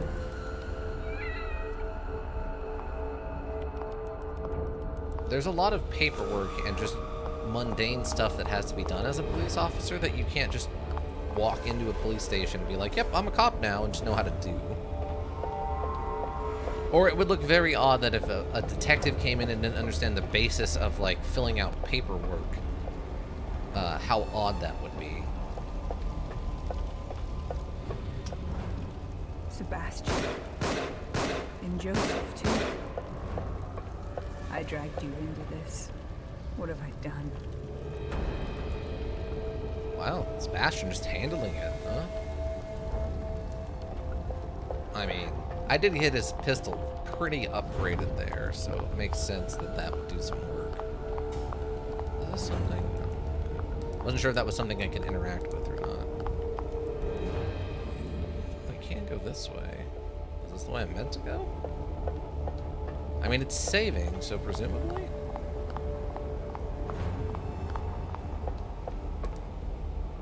Oh, yeah, this has got to be the setup. Well, no, I guess that's water. Oh, this is the tram, the sky tram. Oh, they are shooting at me. Why are they shooting at me? I do not have guns.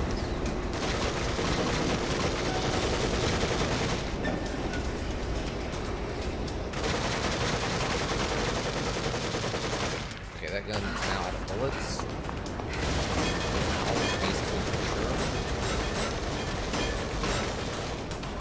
Okay, now we have a gun.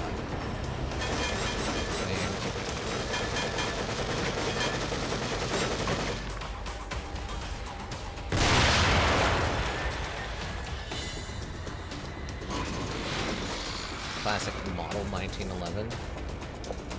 Pretty sure that's a model 1911. Hi. How's it going? I'd like you three to stand next to this barrel, please.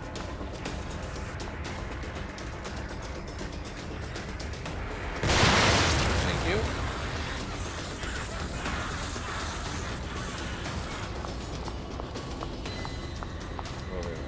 What? Oh, more bullets. Yes. I will take more bullets. Thank you. Okay, where am I going now? See, it looks like that tram's was supposed to go all the way out here so I could cross. Is there something back where I came? Ah, there it is. Okay. Dang, you only carry 10 extra rounds, which is a really odd number considering that's like not even the magazine.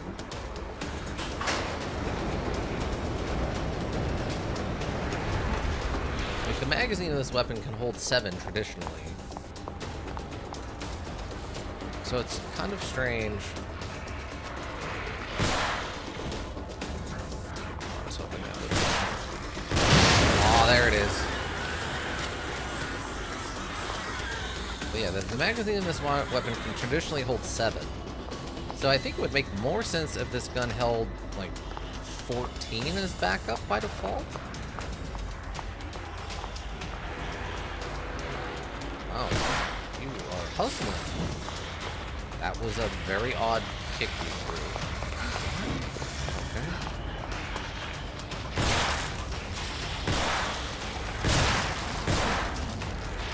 What's happening with this?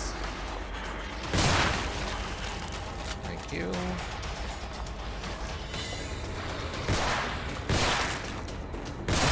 There we go.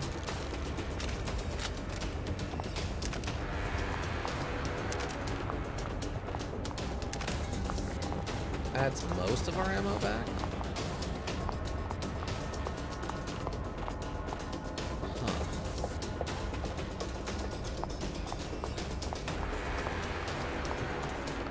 Definitely taking an odd turn now. I think we did have a gun a little bit in the first DLC, but not much. I think it was just when we were trapped under that rubble. I guess we were shooting the thing with the red dots or whatever on them. The red, like, tumors. Wait, was that us? Paranoia South. That's a Onion Boulevard? Shit! Oh, hello.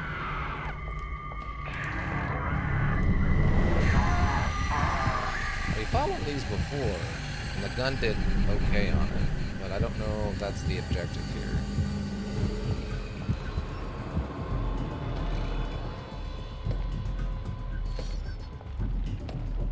ghost of Kidman past? Could be. The mental doppelganger thing is something. What our objective is here. I don't know if I'm just looking for an exit or what. Onion Street? I think that's what the sign said, yeah. Which, if that's the generic name for a street, that's fine. Pulling from the Dragon Ball Z, or the Dragon Ball universe of naming conventions, which is just calling everybody some sort of food or flute or something. I guess, am I fighting this thing or what? Because I don't see an exit. Yeah, maybe I'm just fighting this thing. I don't know, Sensor. I think there's more layers to this naming convention. Oh, yeah? Maybe we can peel back the layers and get down to the heart of this situation. Maybe shed some tears. Okay, well that seemed to do something.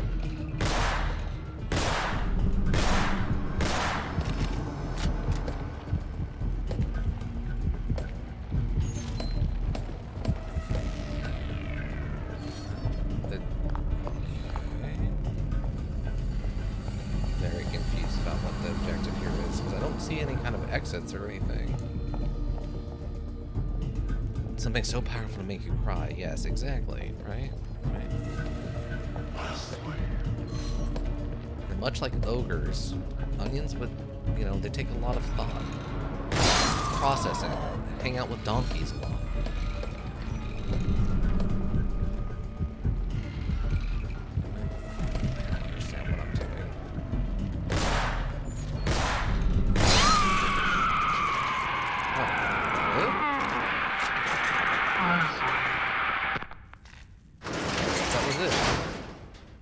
Into the Brainiverse thing now. Did Ruvik send you? Well, I hope he gets the message. Nice. I'm fine with that. I'm a fan of a good one-liner like that. Kidman, are you in there? Yes. I don't know where in is, but yes. I am a place.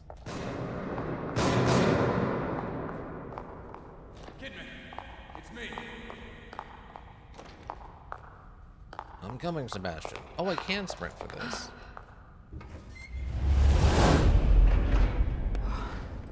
If you hadn't come along... Save it for later. There are probably more of them around. Wait. What? Okay, there's definitely a second Kidman running around. 100% a second Kidman running around. Because that is not the scene where we've discovered Kidman on the other side of that door. It was very different in Sebastian's version. What is... Stay back. Also, I think right around here, didn't we run back into Joseph?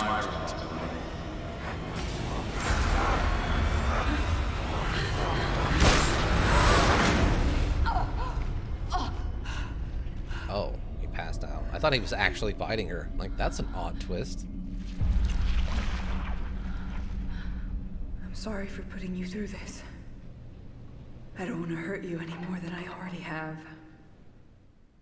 Man, he's gotta have a bad headache when he wakes up.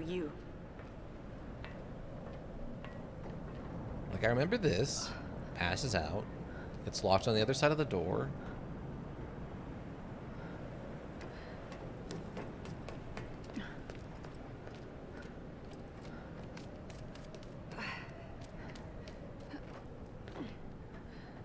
Wow, she actually can climb over things. A little hasty with that gun, kid. What is it you plan on doing? What I have to do. No. You do what we say. You will come back with that boy, or you will disappear.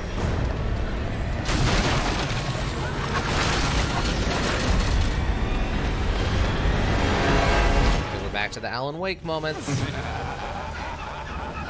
You really think you can do anything to stop this? Stop, damn it! You don't understand! We don't need your excuses, kid.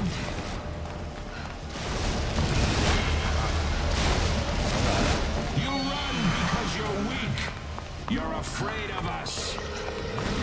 Whoa, what the fuck is that? That's a great question. Oh, this is the spider monster that we fight while we're on the bus. So that's what it came out of, is the weird shadow man. Can't be. This thing gonna run? Only one way to find out. Shit! What are you doing? Answer me.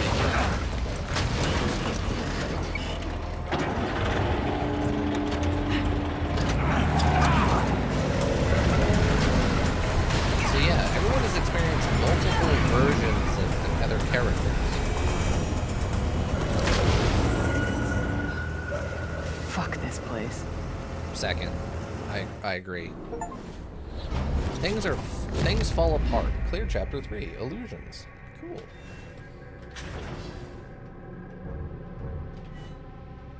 Next chapter. Be careful with throwing chemical lights, as enemies will be alerted if you hit them. That's good to know, actually. I don't think I tried that out of worry, but it's good to know.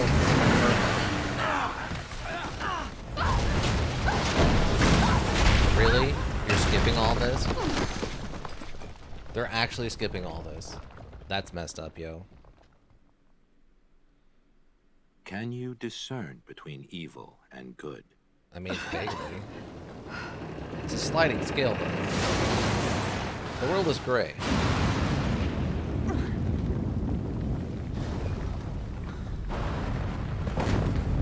No, no, no! Damn it!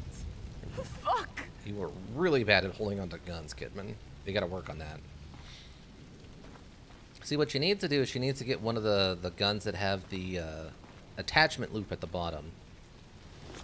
They still make guns like that have the attached, what do they call it? Lanyard loops at the bottom of it that you can attach to your, like, gun belt. If you have a problem with accidentally dropping or losing your firearm regularly, you can attach it to your hip, literally.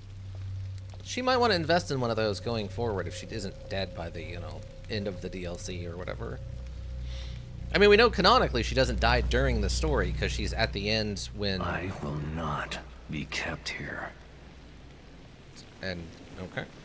But we know canonically she is alive at the end. Maybe I can burn through it. What? Can I use fire suddenly? Oh, I guess we can.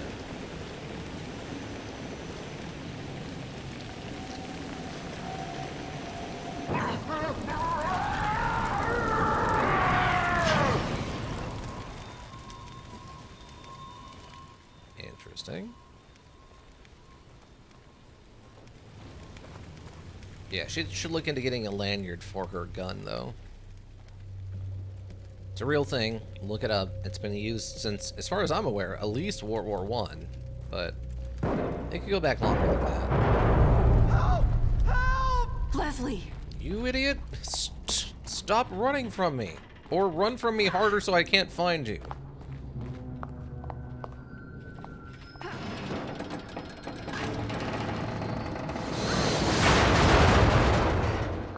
No, don't risk it. Hold on. I think I see another way down. I'll meet you on a lower level. Oh, this is about the last time we see Joseph least they're in all Sebastian's right. story. Please. Just stay out of my way. Because I think after this, the next time Sebastian runs into Kidman is when they're out in the courtyard and she's going to shoot Leslie in, like, the park area. And then that gets interfered with. And then I think we might see her one more time before the ending. I think. After surviving the fire incident and subsequent abuse from his parents, it's a miracle Reuben can function at all. His work comes from a place that isn't motivated by fear or money or social standing. His motives are more pure. I would say that he is obsessed with the chance to relive and remold reality so he can be with her again. His scarring is heavy, both physically and emotionally, but he longs for his lost sister. His love for her borders almost on an incestuous level, but as long as it provides motivation, so be it. Okay, well, I mean, as long as we're admitting that, like, yeah, he kind of a little too in love with his sister, that's fine. They're being upfront with it. It's not okay, like, don't, incest is obviously a kind of a whole not okay thing, but at least they're being to be upfront that, like, yeah, no, this isn't okay. Even this universe sees this as a problem. I mean, using him as a tool is one thing, but not acknowledging that he has problems is a different kind of thing. Because stuff like that sets a tone for a universe. If everyone here just accepts that Ruben is a bad scientist, then you're implying that the morale of this universe is much darker than ours. But by having everyone at least comment on, like, oh no, this guy's a psychopath, but he's a convenient psychopath, at least sets the tone that, like, this is not acceptable, normal behavior in this world. This is, I don't care for this hallway. I don't like this, the blood hallway. What's this? It's, oh, it's just a box of spoons. Okay. It's a box of spoons.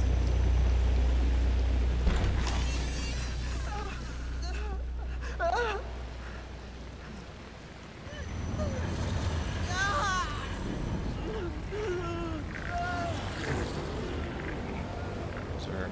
Ruvik's trying to take control of him. Maybe I can stop him. Can you be... There are zombies here. I didn't realize there were zombies here. I'm gonna have to move pretty quick. Oh, come on. You saw me?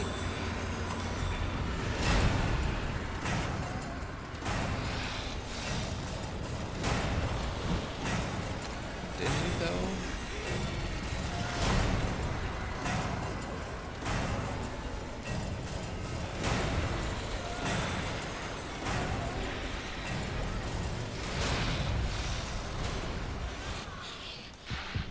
Okay, I lost it. Come on, seriously?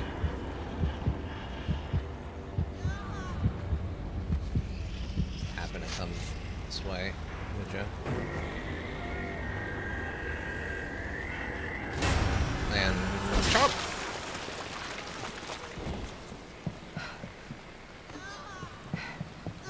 This door and door. Apparently not. Ah, there's the fire. He is my vessel. I am in control. What are you doing? You're just a big smelling face. Chop! I need some fire to burn everything you've done.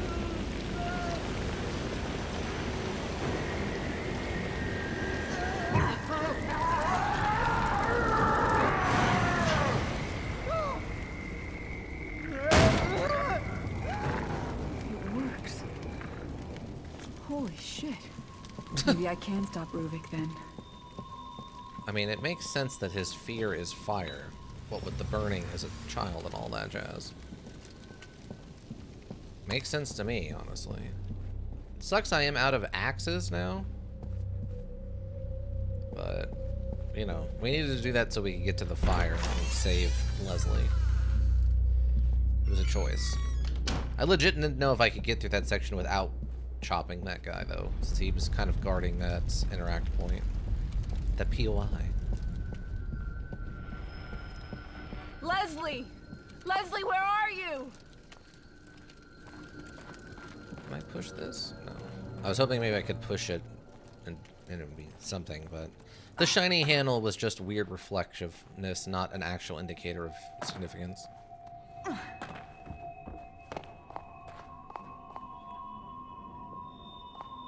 What do we got? Correct answer is, oh, music CD. Okay, not a complete dead end then. Check circuit. Convenient. Thank you for that note. Giant switchboard. Oh, hello, cat. Doll. Ah, save couch. Ooh, and paperwork. I revisited the Victoriano estate yesterday. It's a vestige, a mere husk of what was bound to be such a home of promise. Mobius reaped nearly everything of value when we took on the research ourselves, but Rubin's notes indicate he was involved in something else. There were plans for another STEM prototype. Data about using receptors to transmit the brain function wirelessly to unaware users. It's borderline parapsychology, but these schematics and the scientific backup provided seems sound. What was he planning to do with such a thing? There's only one way to find out for certain, but I must continue these experiments in private, away from their prying eyes. I will not let them know, lest they take this from me as well. Interesting. Yeah, this Dr. Jimenez is really playing a very, very dangerous gambit here on this. Also, we can mind control the masses. I don't understand the level of some of that stuff. I guess if you just completely buy into the mentality of it all, maybe you're willing to go along under the principle of good things can be done with it. But you have to imagine that most of the people involved have to think, like, they're just going to use this on me too. When they take over the world and they use the mind control machine to control minds, my mind is going to be one of the ones controlled. Like, right? Does that make sense? I don't know. Maybe I'm misunderstanding how shady, evil, mysterious companies work or something, but it really just seems like 9 times out of 10, maybe the top 10 people in a company are going to be the only ones who aren't mind controlled. But even the scientists who think they won't be are definitely going to be mind controlled. If I was paid to work on a mind control device, the first thing I would be working on next to the mind control device is something for me to protect myself from being mind controlled. Whoa.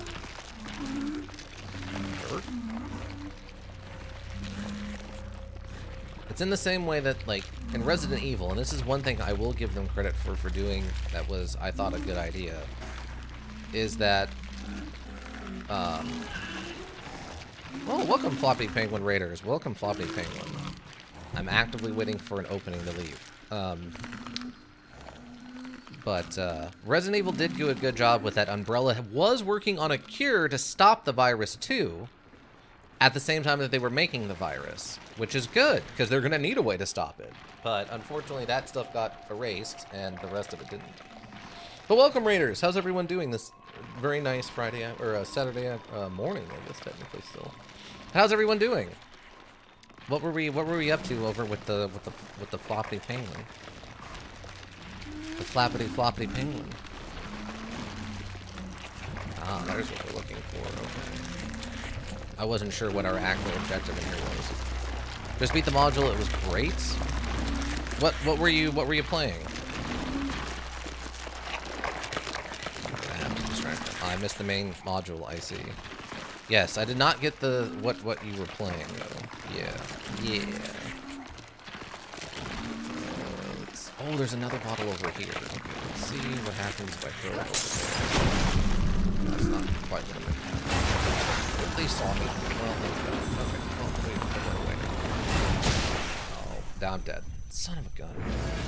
Evil Within's DLC was kind of meh. Yeah, I agree. It's fine. I don't like the boss fights. The rest of it's been fine, but the boss fights with the spotlight monster has been not good. I should do Evil Within Akuma mode. I think we unlocked Akuma mode or something. What is that? That's just like the hardest difficulty, right? The demon difficulty. I think we had someone in here talk about that at one point, where it's like any damage kills you or something. Yeah, you die in one hit. Right, okay. I streamed the entire thing. That is good for you, my friend. I don't know why you would do that to yourself, but long as you and your people are enjoying it. I've never been a fan of that kind of challenge run. At least I don't think I would stream it. I don't think I have the raw patience for that kind of thing. I was hoping that would kind of go further than that, but that's fine.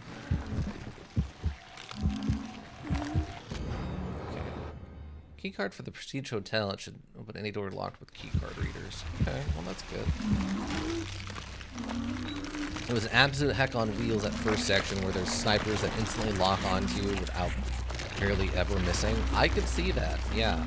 There's a lot of cheap stuff in this module, I feel like, that would be a complete nightmare to try to deal with if you were on one-shot kill stuff. The snipers, and there's some of the machine gun guys that just kind of randomly will shoot you through whatever cover you're behind. If they could insta-kill you, that sounds like a nightmare. On the flip side, plenty of bosses one-shot you anyway, so it's not like that changes. That's fair. There's definitely a lot of one-hit kill enemies in this. Like, our least favorite boss in this, the Spotlight Monster. Yeah, I mean, I guess if I really love this module, like, a ton, I could see maybe trying to go through this in Akuma mode or something, but this isn't, like, my favorite horror module ever, so... Yeah, it's really... But yeah, let's see, yeah, so that's the mine that doesn't get harder at least. Oh, that's fair. That's fair. Wait, where's the actual exit I'm looking for? Oh, is there a... Oh, the door's over there somewhere. Oh, okay. The Floppy Penguin, you didn't tell me what you were playing today. What were you streaming? And why, Burger, I must go. Oh, alright. Have a good one, Floppy Penguin. Enjoy your Saturday. The Beast Inside. Oh, okay, yeah. Well worth the time. Yeah, I picked it up. I saw you recommended it somewhere or something, and I picked it up while it was on sale. It's an Outlast type module. I guess that's true. Yeah, I guess I get that reference. But yeah, I picked it up. At some point, we will definitely be playing the Beast Within, or the Beast Inside, or whatever. So wait, where is this door actually located? Do I need to push a cart? Oh, I do need to push a cart. Sweet, I'll swing by when you do, sir. Oh, well, thank you. Yeah, have a good rest of your Saturday. Why didn't you just pull it? Why did you have to make noise so that the monsters come, Kidman? Why, Kidman? Why? Stop it. Stop it, Kidman. Just pull it the other way. It goes both directions. Just pull it out.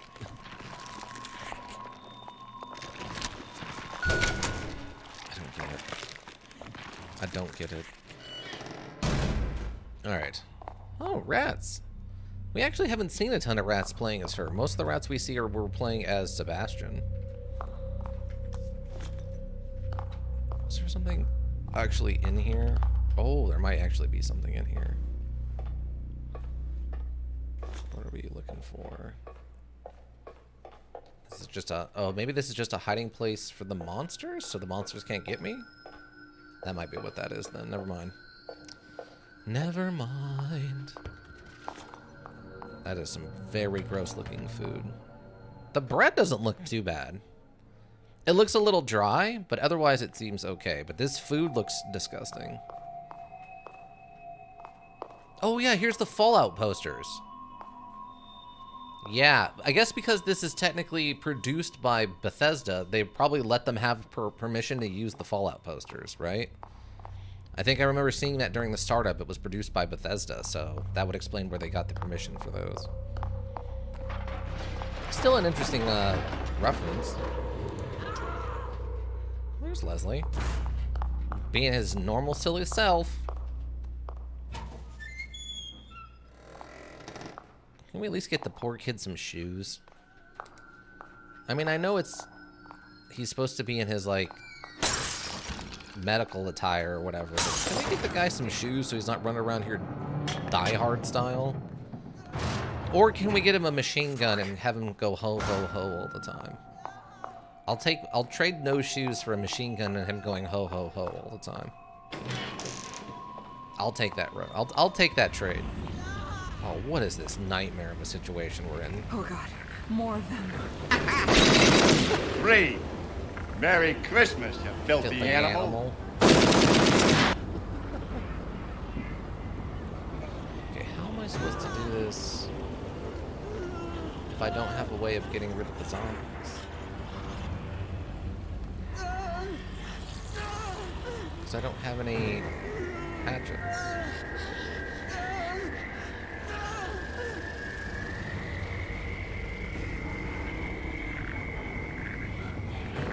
they have the noise, I guess I can distract them. Or that's a different kind of thing.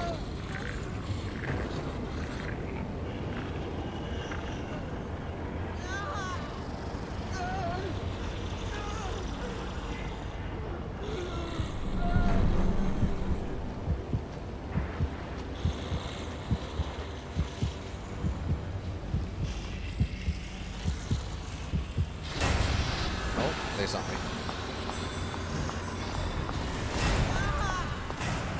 Oh, there's a hatchet. There's a hatchet. Okay. I created this world. Oh, that's a zombie? Ow. Probably dead. Yep, dead. Alright.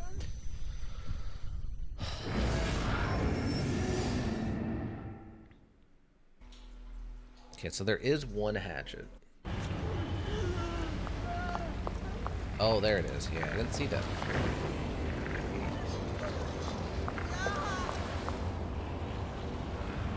Wait, did I get it? Oh, I did get it.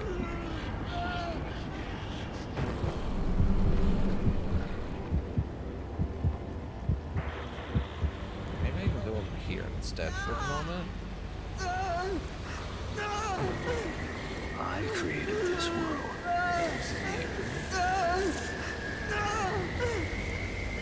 He should probably be lit on fire just due to his proximity to the fire, but sure. Whoa, what? You can come this far over? I guess this is how you're supposed to stealth do it? Why is it freaking out? Oh, you're coming back. See, I'm trying to figure out how you do this with just pure stealth. There's gotta be a way. Otherwise, they would give you one hatchet per zombie.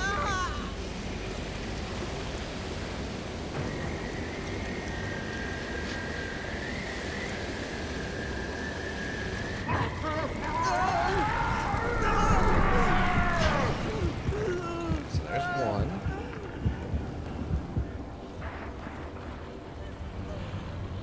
It's interesting that these guys seem more fire resistant now.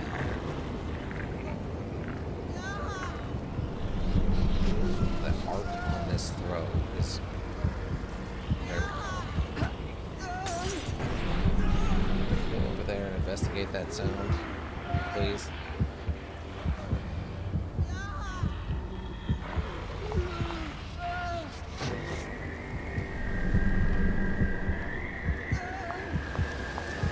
You cannot keep me here. That's not what my job is. My job is to stop you from hurting Leslie so that we can use his perfect brain to make the ultimate mind control device. For some reason.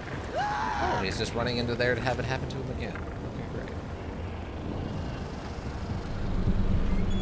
Oh, there was a side path? Oh, there's another one. Okay. So that's what was up. Oh, this isn't even a whole side path. What's this? Wait, did we lock the door? Oh, that's super interesting. Why would we do that? I guess we could trap him in here with a noise? Or something? No. Yeah. Well, no, we can't really trap him in here because we have to be on the inside to do it, right?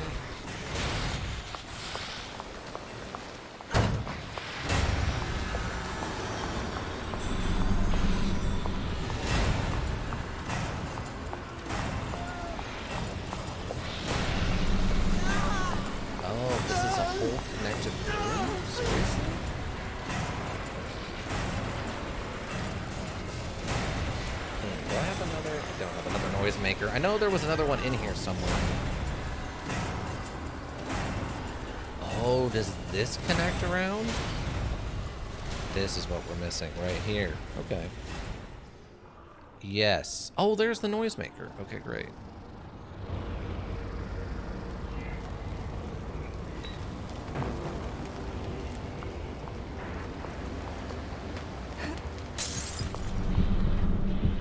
attracted one? I was kind of hoping to get all 3 of them. I really wanted to displace them all.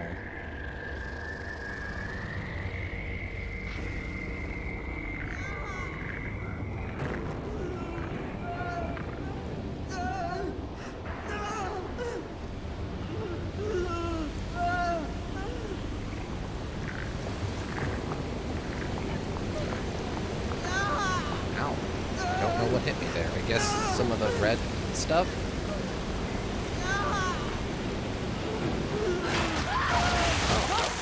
Well, that's bad. Oh, this is the fake Ruvik arms thing. Oh, he has our gun. Don't.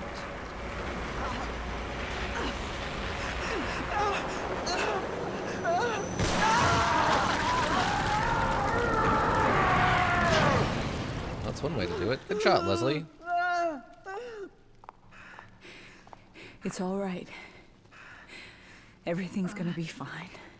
I know we play as Sebastian in the sequel, but I think it would actually be more interesting if we played as Leslie in the sequel. And then whenever we... Hurry! This way! Then whenever we go into, like, the Mindverse like this, he has magical powers. Maybe they can do that for the third one.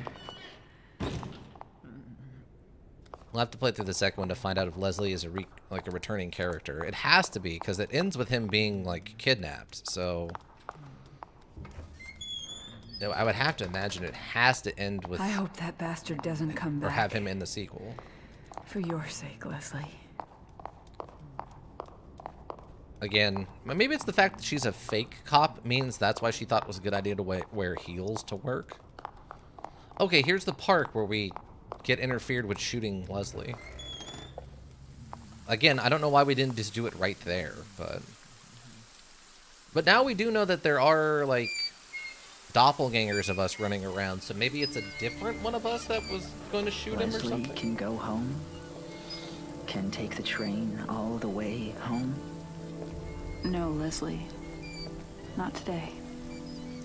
You'll protect me? Yes. That's my job. Good, good, good. When I get home, they'll be surprised.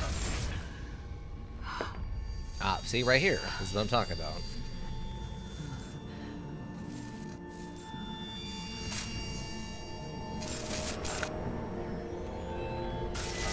Now Sebastian should show up.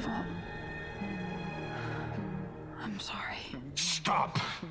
You're making a terrible mistake. You don't understand. You don't know what he'll become. We know exactly what he'll become. That's why we need him. You don't understand what Ruvik is after. Ruvik is a corpse. He's after Leslie. And so are we. And you're more afraid of him than us? Don't patronize me. I have orders. But I can't let him have this boy. Leslie is the only one who can... Don't do it! Wait, I don't remember her... No! Wait, did she... Did I miss that part when we were playing through the main module? I don't remember him getting shot. At least not by Kidman. I remember him getting shot by a sniper at one point during the bus thing.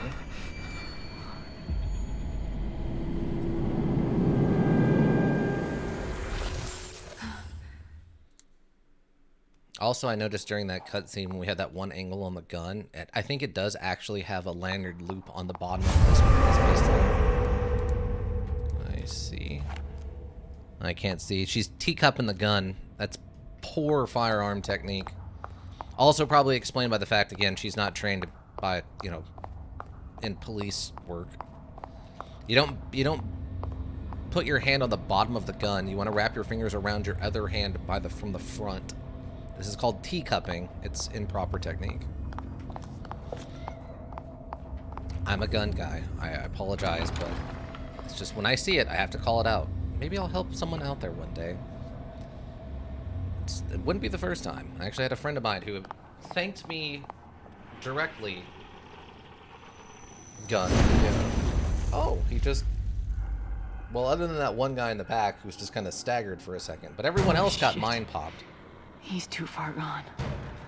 I've got to stop him. R to lure enemies.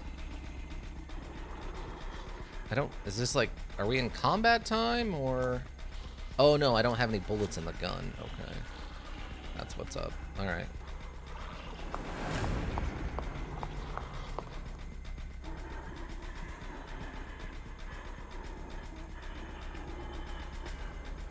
I think there's another hatchet over there. I'm not sure exactly what my objective is, though. I don't know if my objective is to kill all these guys, or my objective is just to get into that door where Leslie went. Oh, I do have a hatchet. Okay.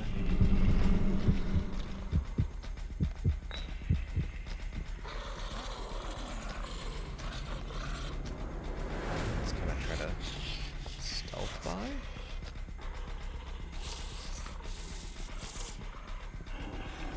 Oh. She could fit through that door. She doesn't need to open it any more than it already is.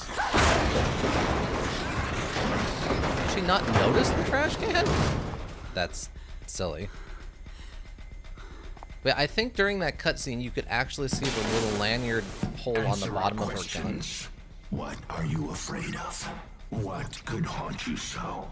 What could you need that only we could be the ones to fill it? Was your waste of life something you wish to return to? Are you not grateful for what we've done for you? We let you into our circle.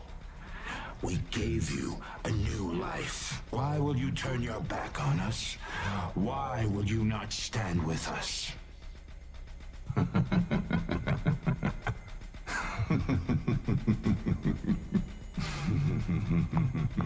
Okay. Oh, we're apparently destroying this. Not what I expected, actually. Alright. No! Shut up and get out of the way! Probably would have pistol whipped it myself, but fair. Flashlights traditionally are, you know, less resilient than guns. So we have our gun with us now. We just don't have any bullets. There's evil Leslie doing evil Leslie things in an evil Leslie world. We are not evil Leslie. What's this giving me? Why do I need The this? patients are dying when connected to the machine? What are you implying, Jimenez? After what you did to him, That they're not alive now anymore? all of this is just conjecture. But it's as if Ruben's consciousness remains trapped inside STEM. Yeah, and that's he's the point. attacking anyone attempting to enter. This is inexcusable. We need to get around this. What? We can't have come all this way for nothing. Ruvik. He was in STEM all along. Yes. Well, he's not gonna get me. What? That's the whole point of the STEM project. The whole main core text is the consciousness. What? They're just putting that together now? Oh my god. Okay, sure. Let's use a human brain as the central point of this because we need to share consciousness. Oh no, the brain that is the central point of this about sharing consciousness still has its consciousness. Like, what? That's why you need to just make an artificial, unexperienced brain, grow it in a lab, and then put that in the machine. But why Leslie? What makes him special? Leslie was not always like this. He became catatonic after a traumatic experience as a child. His family was murdered in front of him. Oh. The data would suggest that brainwave synchronization with Ruben correlates to specific trauma. In this case, Ruben's own loss of family. This will not do. We need something else at the core. Something more acceptable to a whole range of people. What? Character building? Oh yeah, that's some extreme character building. That's some messed up stuff. You literally get Batman or the Joker from that. It just really, you're flipping a coin. It's like they have no idea what they're talking about machines that they created. Like, what? This won't work. We can't have his conscience in the middle. We need something more accessible to the general populace. Then why did you use a serial killer's brain as the brain in the main consciousness of your brain machine? No, it's not there. If you start flipping coins, you get Two-Face. Oh, fair. You got me there. That's true. But if you have one really bad day, I guess that's how you get the Joker. You're 50-50 until you have one really bad day, and then you get the Joker. They grow impatient with our progress and demand briefings on the development process. At first stressing the results, but now they work off a timeline based on their needs. Typical bureaucrats. I've been pushing Ruben, but he's retreated further, doing his research at home, and refusing to come to the lab unless it's directly working on our STEM prototype. I'm feeling uneasy, and no doubt Mobius is looking on us with question. If you wake up one day with a really bad skin condition, bam, Killer Croc. You wake up one day and slip and fall and hit yourself in the head with a copy of Alice in Wonderland, bam, Mad Hatter. It really depends on how the day after the trauma goes. There's a lot of things you can become. Like maybe you get up and you're like walking through your house and you look over at your calendar and realize that like your wife's birthday is the next day, and then bam, Calendar Man. That's how it goes down. You get up and you're gonna go make breakfast and you realize all you got is hot dogs, and you go into the kitchen and all you have is expired mustard and ketchup. Bam, Condiment Man. Or you wake up in a pot. Well, I mean, if you wake up in a pot, you could become a Poison Ivy. You're not wrong.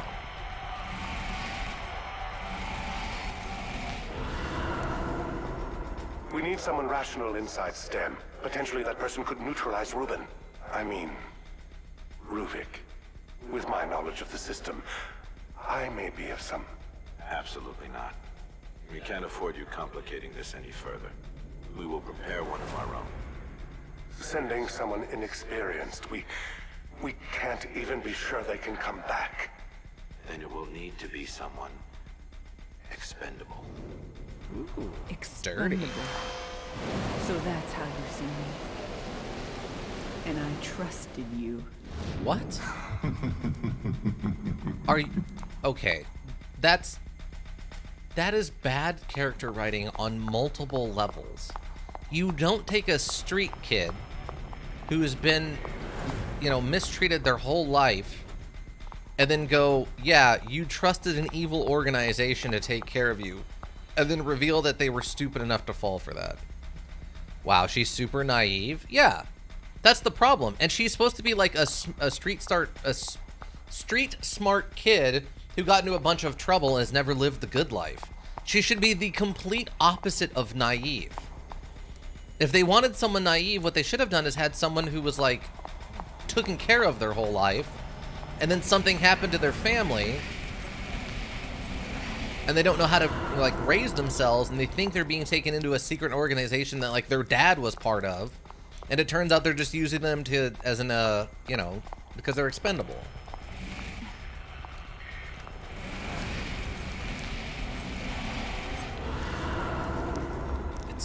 I don't know.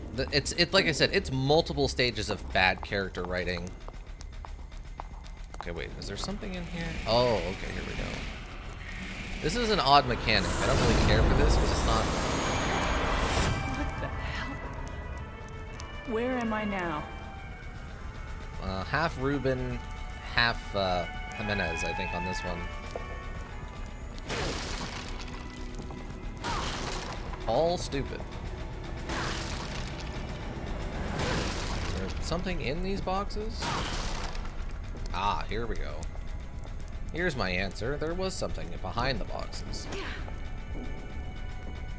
Yeah, you would have to be incredibly naive to think that a mega evil corporation like that, or whatever they are, isn't using you because you're expendable. That's idiocy to its utmost. And there's no way a character who spent their lives trying to survive on the streets would be that stupid in real life. That's nonsense. If you were that stupid and you were living on the streets like that, you would have, and I hate to say this, but you would have already been taken advantage of in a way that it is not implied that this character has been taken advantage of. You would, I hate to say it, but you would probably be working in a brothel or something against your will if you were this naive and hurt.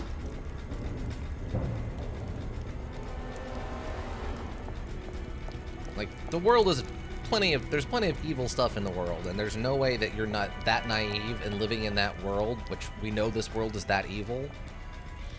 3, and then 2, 2, and then 3.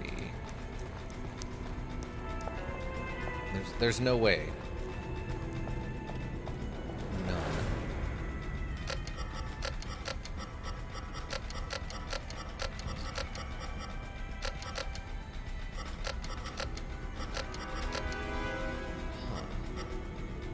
I don't remember the middle 2 were.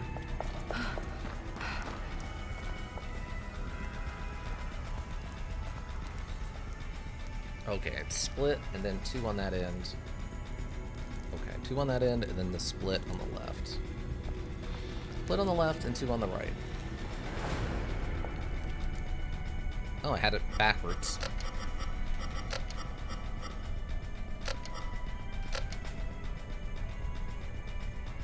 Or not? Is that not the correct answer? What? Is there... Maybe it's upside down? 3, 2, 2, and 3.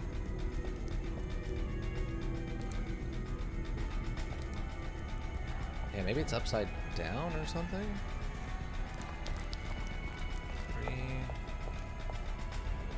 Oh, wait. Did I get this one wrong? Yeah, that's what it is. Okay. We haven't even bothered trying to solve any of these. Oh, we missed a couple in here. I'm not surprised we missed some of the personnel files. I thought it was weird we only found one of those.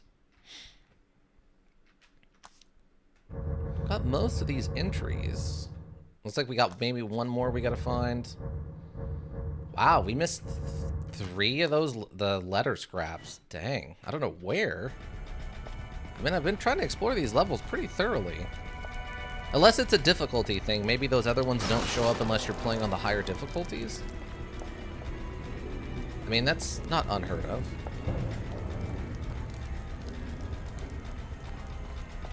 That's definitely a thing that people have been doing for a long time. Remember, I think it was Streets of Rage 2 did that to you.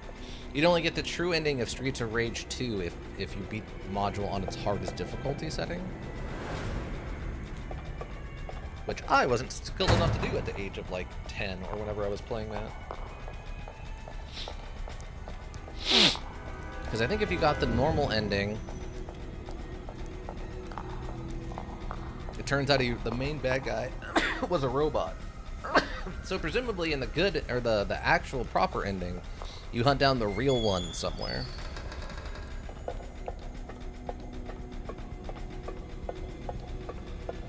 Okay, I vaguely remember this room. Uh-oh. Streets of Rage Horse. I mean, you could play as a fighting kangaroo in the third one. In the third Streets of Rage, you fight a clown and a kangaroo together as like a dual boss. And if you kill the clown before you kill the kangaroo, you can unlock the kangaroo as a playable character. And they're pretty good. I remember being a lot of fun to play as the kangaroo. So Streets of Rage Horse actually sounds like something you should 100% be able to do. You're not gonna stop me. They don't have to stop you?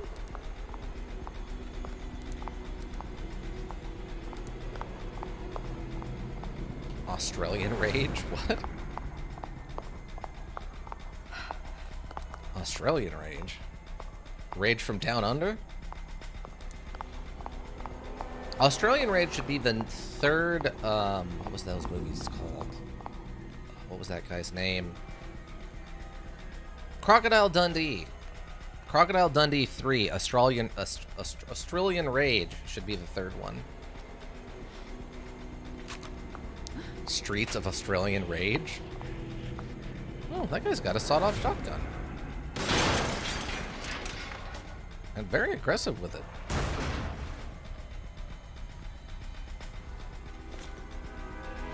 Can I go this way? No. But yeah, can you imagine John Wick? But John Wick is replaced with the guy from Crocodile Dundee. Crocodile Dundee himself is John Wick. Oh, that's not what I expected. All right, enough of this shit. Did that use my hatchet? What? But I didn't even hit him with the hatchet. Do I get to keep that sawed? Oh, I do get to keep the sawed-off shotgun. I just don't have any ammo for it. That's funny that we actually get to keep the sawed-off shotgun. Oh, there's some ammo for it. Nice. I love that that's the first time we were able to recover a weapon, like, off the ground. I guess because we took it out of his hands, it didn't despawn or something? Oh. We're just battling. Alright. Oh, come on now. Do I at least? Okay, okay. Okay, so each shot of this... Ow? You have a gun? Why do you have a gun? I'm the only one who's supposed to have a gun here. Ow. Could you stop with that, please? Thank you. Jeez. What a jerk.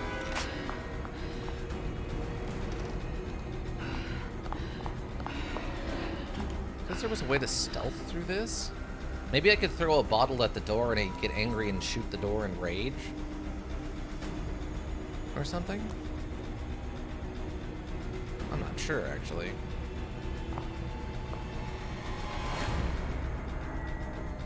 What kind of U deck do you think you'd want to play on Thursday?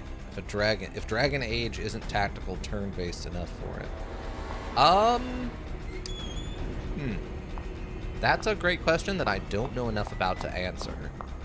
I don't want another fairy deck. Can we avoid the fairy deck?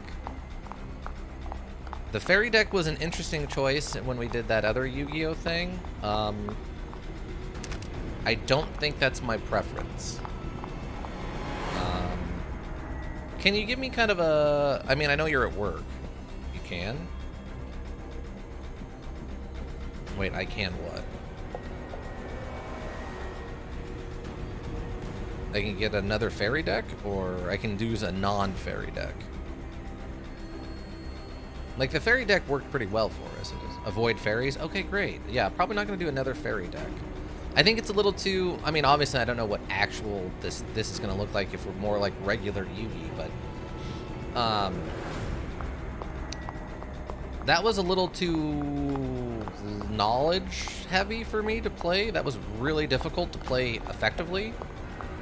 It took a lot of messing around before we were able to figure out how to play that deck correctly. And it became pretty powerful once we mixed in a couple of recovered cards or whatever, but... in its initial form, it was a little difficult.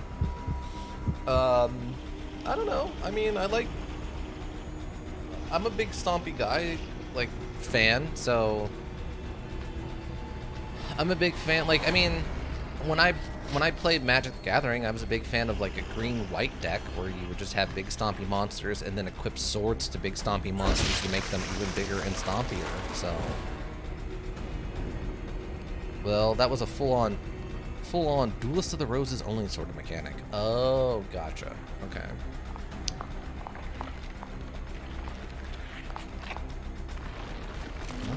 Going this way? Oh, he can't go this way. Oh, he's heard us. He can open doors? Why can he open doors? He doesn't have thumbs. He can't open doors. I'm not seeing anything else in here.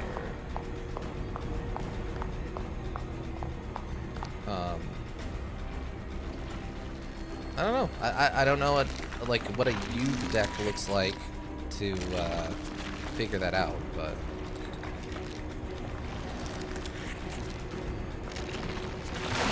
oh, he heard us. He heard us. Get away! Get away!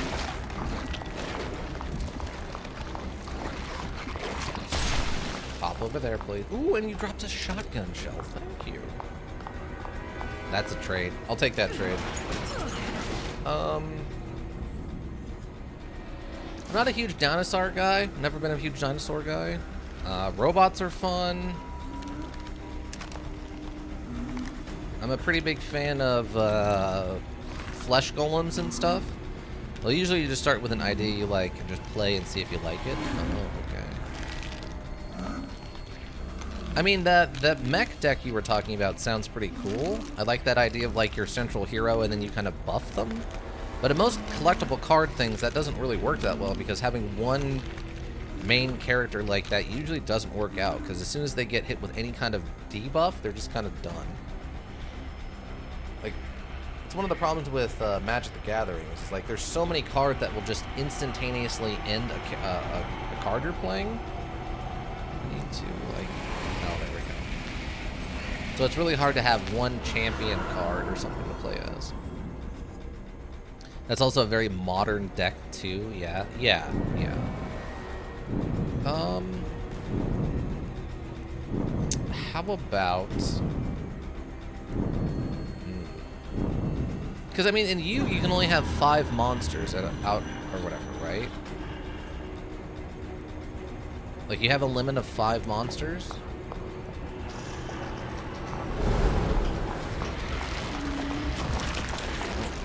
Oh, we're dead. I didn't. He just appeared at the end of the hallway. All right. There's an old machine deck from before the modules period that's a bunch of machines with big guns and cannons on them. That's not bad. I can see that. Like one of my favorite mechanics that they don't really use anymore was the transforming cards, and their whole thing was that you could basically. I have to use the shotgun. Oh, he actually saved me. Nice. Oh, he dropped. Okay. Oh, did we get a double? Twofer? No, I guess not. I was kind of hoping on a twofer there.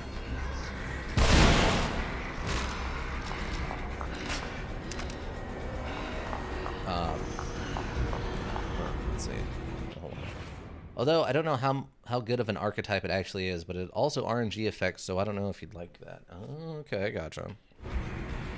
One idea I really liked from the old Yugi stuff, or from Yugi stuff, from Magic the Gathering, like I said, they don't do anymore, is the transforming cards when they accomplish a task. So there was this one set that was a Japanese, like an old-timey Japanese deck. Kawagaya or something like that, if I remember correctly. And I cannot run an O because I'm still injured. This part is kind of stupid. I don't care for this. You've just radically changed the play style in a way that isn't interesting, but that's fine. I guess if you just wanted to suddenly become hyper offense, this is fine. The problem with this area is it's completely dependent on the fact you can't shut a door. But whatever.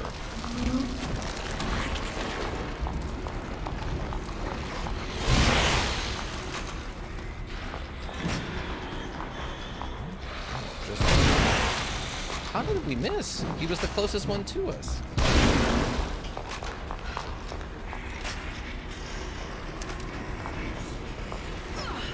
Ooh, we tried to. We tried it. No, get off of me. Come on. Great, now we just are dead because we can't sprint anymore because we took damage. This is terrible.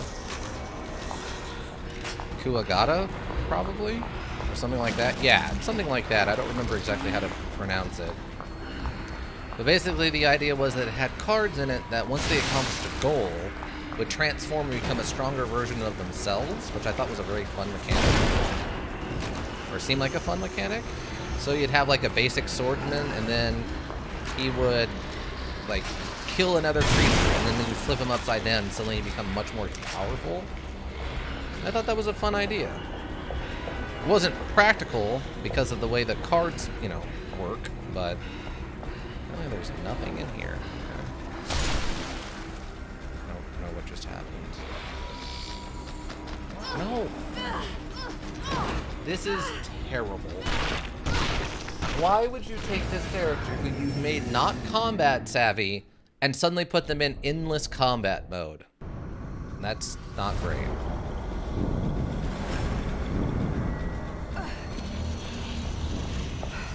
Hope we're almost done with this.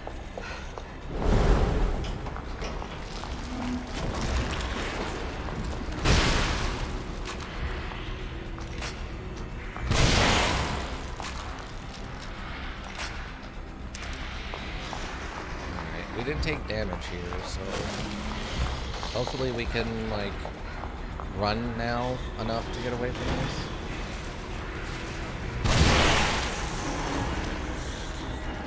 Sorry, what did you say? Former Pepsi guy. Did we? Okay. Great. Our character got damaged again because, yeah. I hate this so much. Just don't. Figure out what you want in the module and stop trying to mix and match stuff. You're doing it poorly. It's already bad enough that our character can't heal unless they're standing still. Then to put them in infinite combat mode so they can't heal ever. So they take one hit of damage and now they can't sprint anymore, which is their main defensive mechanic in this module is stupid. I feel away if you couldn't tell. Oh, well, okay, we're just dead. Got it. I don't know where this came from. This isn't anything. This has never happened, and there's no reason it should be happening now, as it's been determined that this comes from a specific type of enemy who is not actually present right now.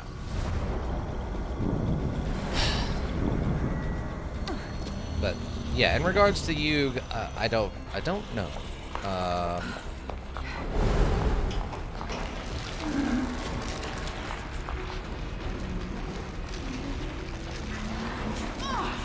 Wow, you interrupted me. I'm just gonna let you kill me. Oh, it didn't actually matter that if I did or didn't push the button. That's incredibly stupid. Got it. Exactly how I want to go in front of a classroom full of children? What? Telling them what happens if they don't brush their teeth. What are you talking about? And welcome, I swear I'm not an elk. Just having apparently a really weird day. Who's in front of a... hands from the ground? Oh, gotcha.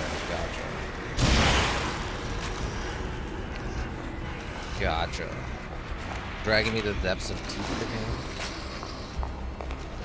I can dodge this guy. See, I have sprint. My primary defensive option.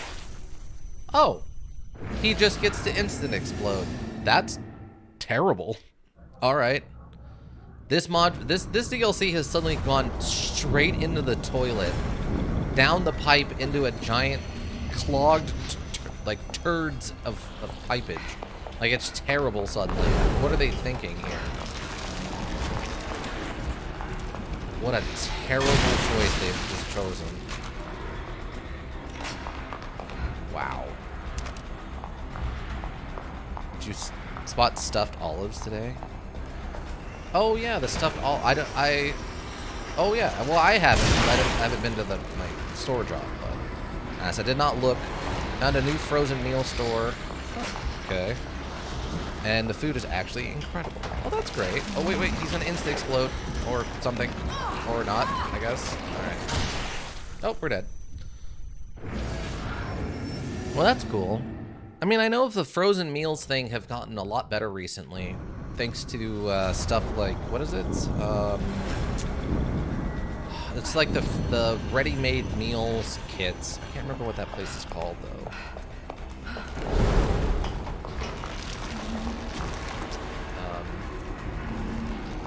It's fine. I've tried it before.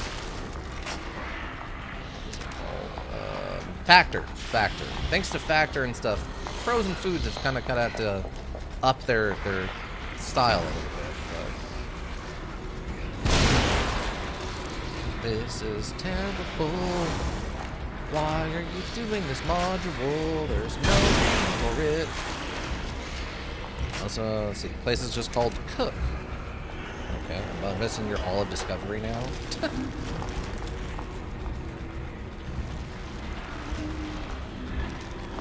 Whenever you're... Thank you. Stupid.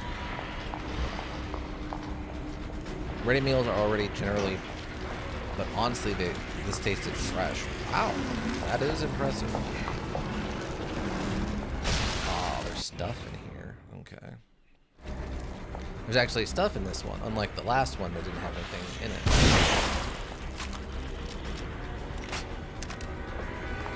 Yeah, I like that she's just full-on double-barreling every time she shoots.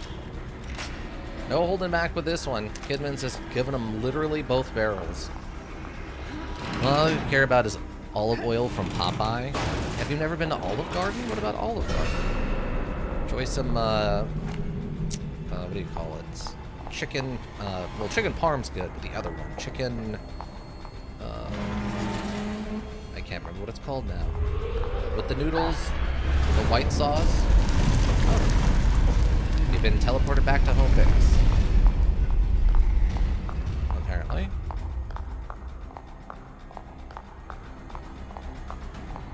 Chicken Alfredo. Chicken Alfredo.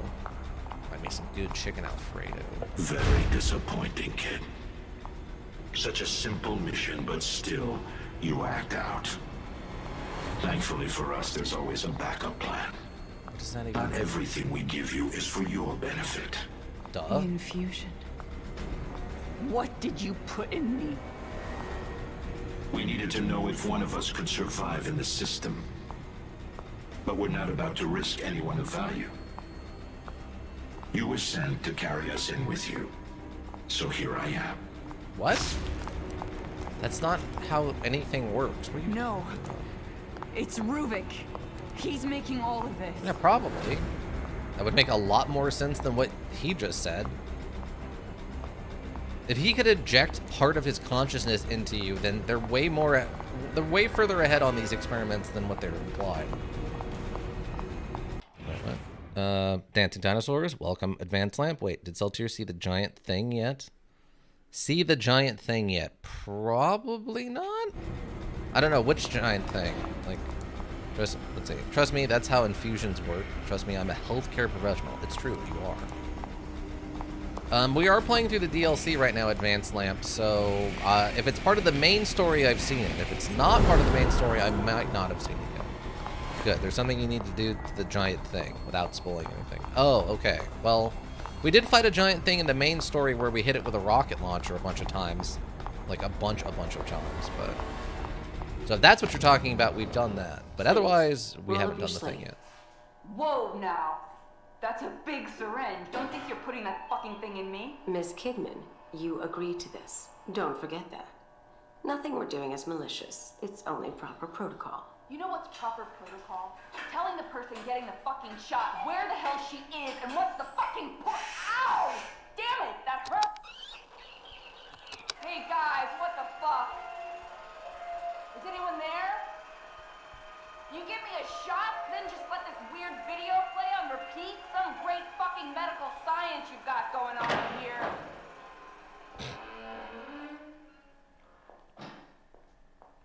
About damn time. Alright, can I go now? Not right now, Miss Kidman. How are you feeling? Any headaches? Nosebleeds, perhaps? What? No. But I do feel a little floaty. Almost like I'm underwater. That's consistent with the effects of the compound. We just have one last part of this test to partake in. Then you will be free to go. Sure. Go for it, I guess. Good. I will now ask you a series of questions. You will answer them while watching the images in front of you. You will not look away from the screen. Do you understand? Yes. Question number 1. Have you ever felt abandoned by the ones you trusted? No, that's from a reference back to the first DLC. Let's see. Good thing Good. There's something you need to do to the without spoiling any Ithaca. No horse, he won't teabag it. Don't think that's the thing I'm talking about, but not an elk. You're kidmaning me. Yeah. No, she's very, very stupid. I'm sorry. I hate to be mean, but she's just very naive of how anything works, which is insane considering she's like a street kid. But yeah, we haven't fought the giant thing in as Kidman yet. Unless you're talking about the giant spider, but again, that was primarily in the main story. The giant spider monster we didn't really fight, we just kind of ran from it for a little bit. Nah, not the spider? Okay, yeah, I don't think we've done it yet. You made the choice of your own free will. We were the only ones who cared. The ones who took you from your useless life. We gave you a reason to exist. And how do you thank us? By destroying our work? Where will you go when you leave us, kid? Who will have you? Why would you abandon the cause? Who are you trying to save? A world that didn't care about you in the first place. What? So far as I'm attempted to do nothing but the primary objective you gave me, which is get Leslie. Whoever's controlling the Shadow Man thing is not a smart person. They kind of don't know what they're talking about. Ooh, this is an interesting one. Ah, okay, so this one is independent. And this one's also independent, okay.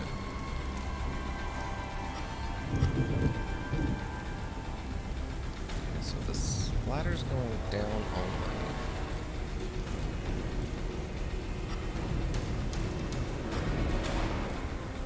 Oh, I went the wrong direction.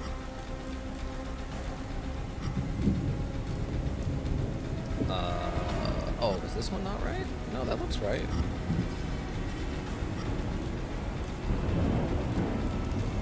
Oh, is it? Wait, what?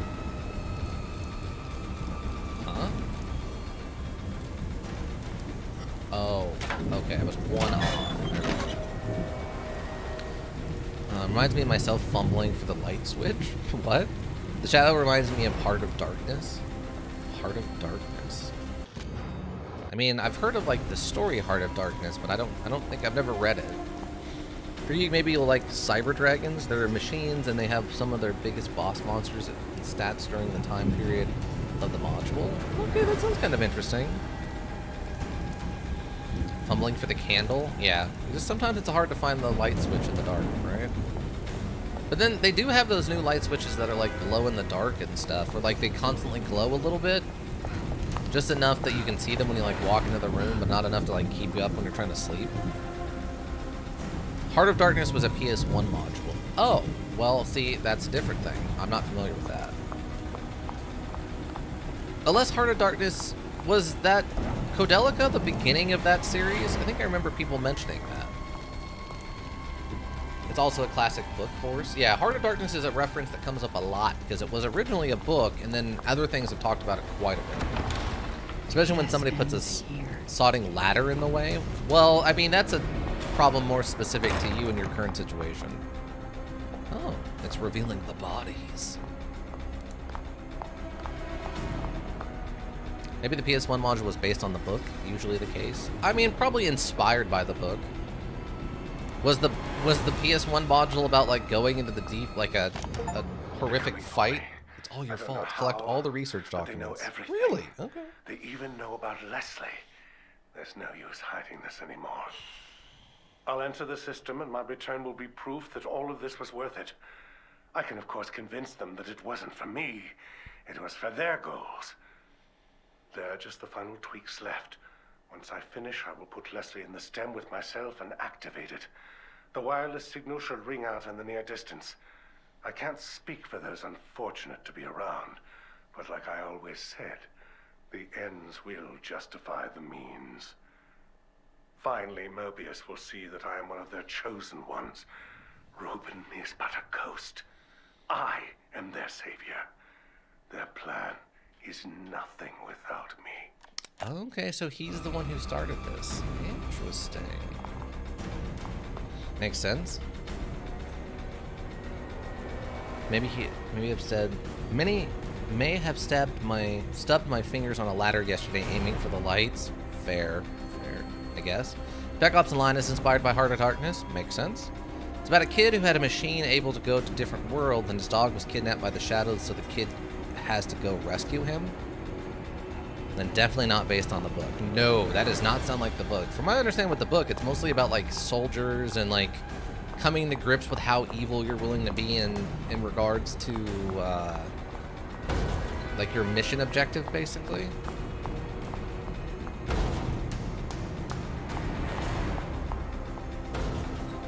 Like, I think it's, what is it? What's the name of that module? There's a series of modules, I can't remember what they're called now. There's 5 of them. They're all first-person shooters. But the second one is heavily inspired by Heart of Darkness. And it all takes place in Africa. Not Farscape. Far Cry? Far Cry. Far Cry 2 is supposed to be kind of like that. Very Spec Ops sounding? Yeah. Yeah. I become a soldier to retrieve my dog, and now the government wants me dead. I mean, that's just kind of John Wick. That's sort of John Wick. Joe Wickerman? Yeah, basically.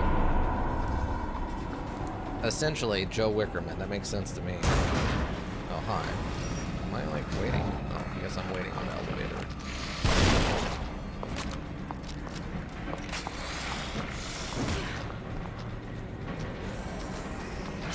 I like that one. Alright, I'm probably just dead here then. Since they took away my only defensive option, which is running.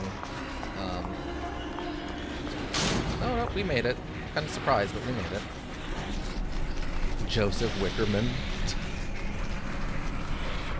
But yeah, the second Far Cry takes place in Africa. You won't answer our questions.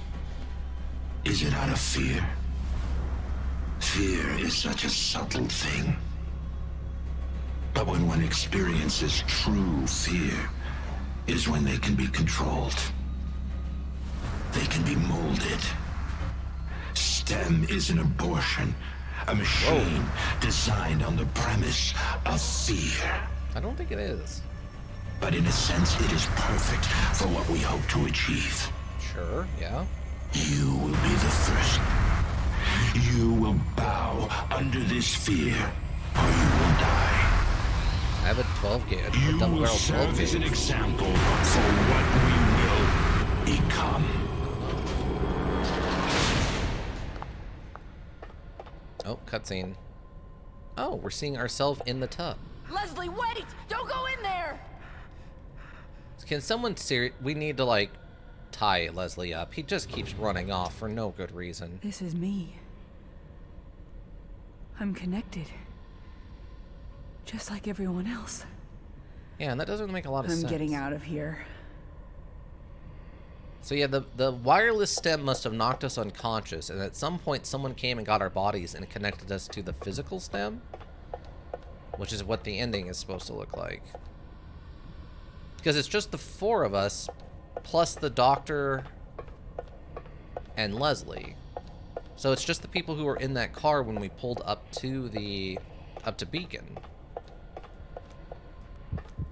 Right? Yeah, basically. That is the thing? Oh, yeah, we've seen this before. This was in the main story, too. That's not just a DLC thing. We fight this thing later. Well, in the main story we did. Heart of Darkness, I think, was about a man sent to search for a missing colony governor or something in Africa, and things get darker the further they go in. Shoot the thing in the middle. Pew pew. Can we do that? I guess we can try. Oh, I guess we do. Okay. You win, yay? I don't think it's that easy. He broke the module? Apparently I did. Congratulations, you did it. Oh yeah, this is definitely the fake ending. This is a joke ending. Oh, what the fuck? Defeat Rubik before the final showdown in the consequences. That's actually really good. I like that they threw that in. See, there's so many fun stuff like that they do that's really interesting. And then there's so many things like Kidman's idiocy that I can't stand. Leslie, I'm going to hobble you if you keep running from me.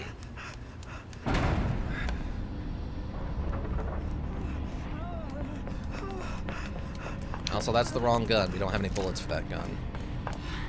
Sebastian, get away from him.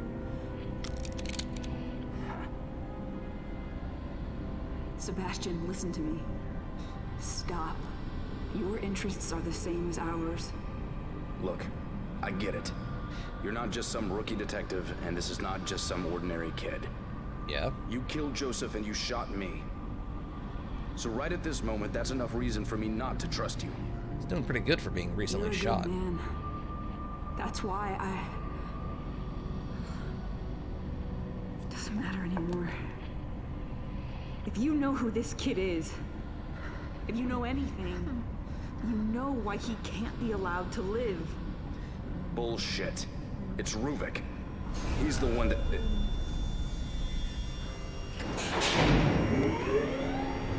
You shot Joe Wickerman?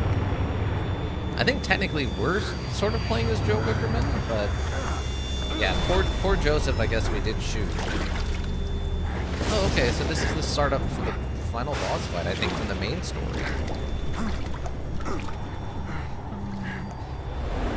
I have no idea what this looks like from Kidman's perspective. Leslie, stop!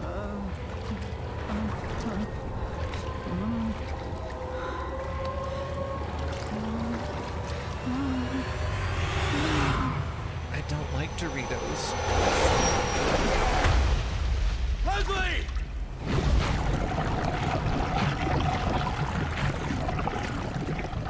Leslie, come on. Come back. Yeah, Leslie needed to have just been tied up at some point and carried around. Why does she not just shoot Leslie? She has a gun. Yeah, we've talked about that several times. The only thing I can think of is technically she's supposed to bring Leslie back alive, but she's scared to... We gave you an order and you failed. No. None of this is real. You aren't real. You want to believe that, but I'm right here. Yeah, I've been with you this whole time. Projection into my mind by an evil person. Nightmare. But I'm not afraid of you anymore. Well, that's good. That just shows how little you understand. You should be very afraid. We have you, kid. And you know the consequences for failure. Do I? We won't let you just leave us. That's not surprising. Alive to be killed. Well, yeah, they want to use his brain to make another STEM machine, so they need him alive just to pull him and use his brain. This world is a prison for you to rot in. Casually reloads. Fuck you. I've had enough of this. I'll kill you right here. There. Well, at least she's got some spine to her. I appreciate that. I have no idea what I'm doing, though. I don't want to start shooting until I can figure out what I'm supposed to be doing. Ah, shotgun shots. Okay. Excuse me. Excuse me. I feel like this is what it's like for an attractive cosplayer at a convention. There's just all these like weird, creepy people around who want to touch you. Basically what that is, right?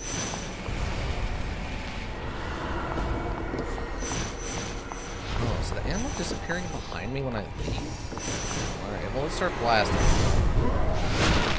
Excuse you, what?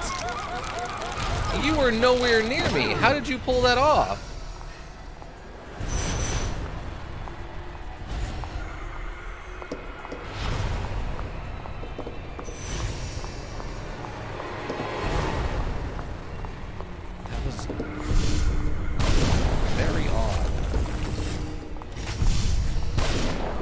This world look like to you?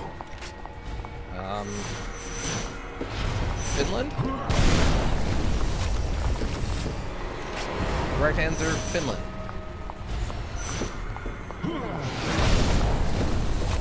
don't know if I'm doing this right or not. Tell me, like, isn't this Minecraft?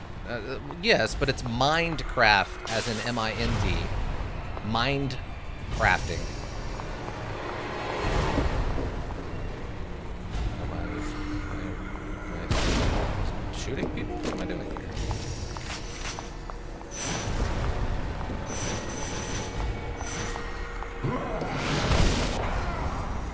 Did we win?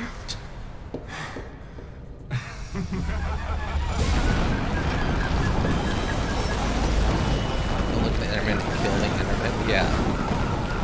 That's actually how Minecraft works. You're not wrong, yeah.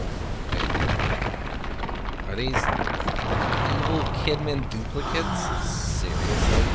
Your death will prove useful for us after all. What? Oh, jeez. Am I just shooting you, or what is the objective?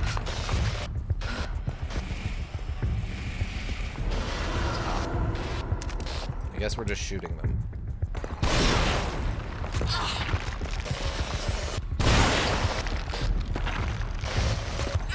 You've always been a fool.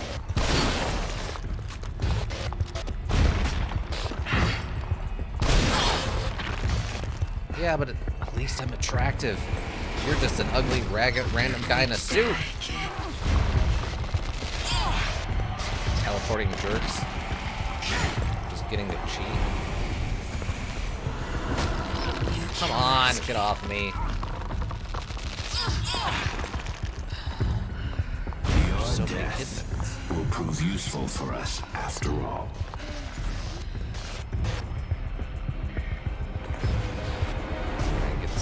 Backing up so I can just sprint. Oh, they teleported again. There's nothing for me to do here, by the way, because I'm out of ammo. So I just have to keep getting hit by attacks. Unless a suit can make him any guy a man. I mean, I guess that's a British way to think about it.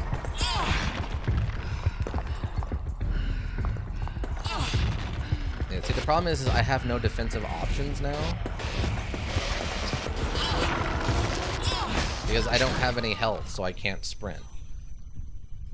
Make any alligator a handsome alligator? They really didn't think this through, the whole no sprinting once you take damage thing. It's actually a really bad mechanic. I'm hoping that's not in the sequel. Because what it ends up doing... Why is my gun not reloaded? Excuse you? I started this fight with a fully loaded gun, thank you very much.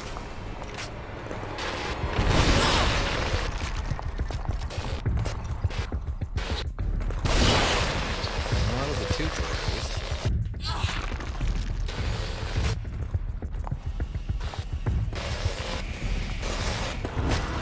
Okay, cool. Crocodile into an alligator? I mean, I don't know if I would argue one of those is... Okay, you just get to grab me again. The boss fights in this are so bad. There cannot be progress without sacrifice.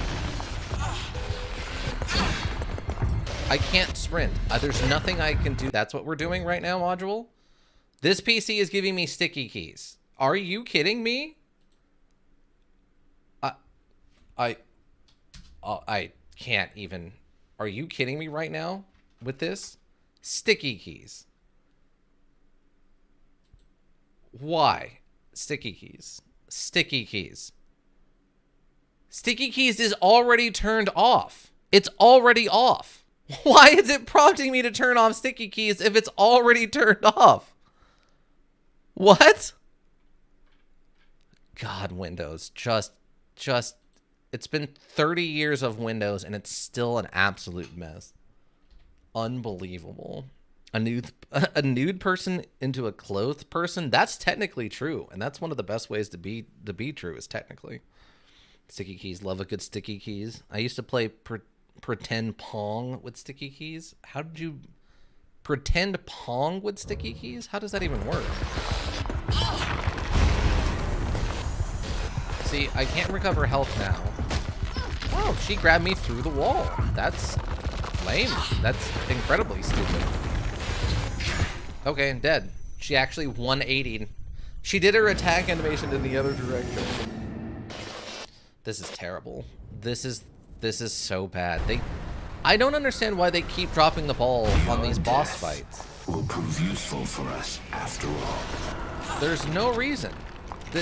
What was the thought process behind this? Okay. You just... it's like they have no idea how their own module works. It was like the boss fights were designed by someone else in the company who had nothing to do with like the rest of it. Like they sent the boss fights to someone else. It makes noise every time you press a key, so it's like a pong ball bouncing around my computer. Oh. It's for our viewing pleasure? What? There's nothing pleasurable about this, though. This is just bad. Like, everything about this is just terrible design.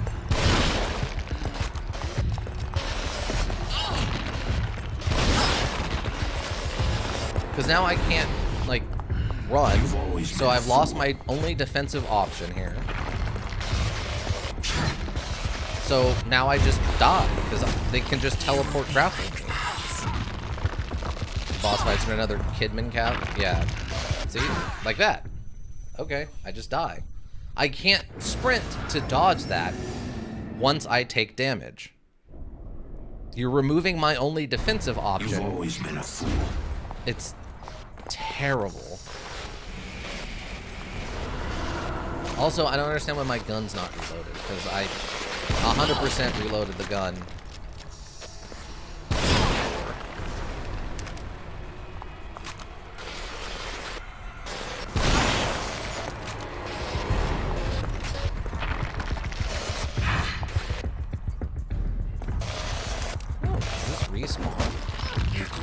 Like,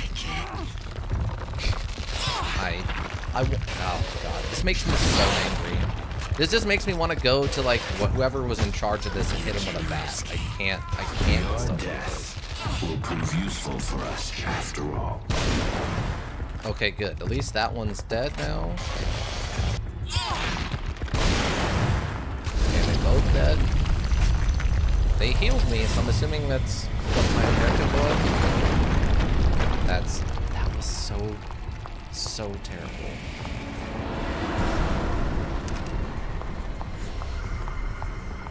It really feels like the boss fights were handled by a different team who didn't really understand the limitations of this system. So epic. It's a shame you'll never see what we accomplished. Visually, this thing is stunning. Don't get me wrong. And it, like I said, it has a lot of cool, interesting ideas. It's just some of them are also just so poorly pulled off. Okay. Assuming I have to be in line with one of these pillars then to not get hit by this. Makes sense. The concept is fairly sound. You think you can run, but you're ours. Can I shoot? Oh, I have to shoot the hand. Ow.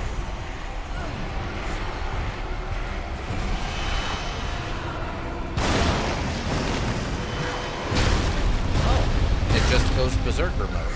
How am I supposed to deal with that? We're probably just dead here because Leslie refuses, or Kidman refuses to reload the guns. And I can't sprint, so I can't dodge the other hand. So it's probably just gonna die again. Cool. You think you can run, but you can only stop forest fires. I forget how it goes. You think you can run, but I mean, is that even a thing over there? Isn't that only a thing from the States?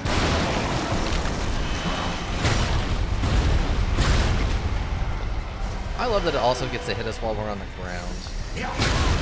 Cool. It is, yeah. That's what I thought.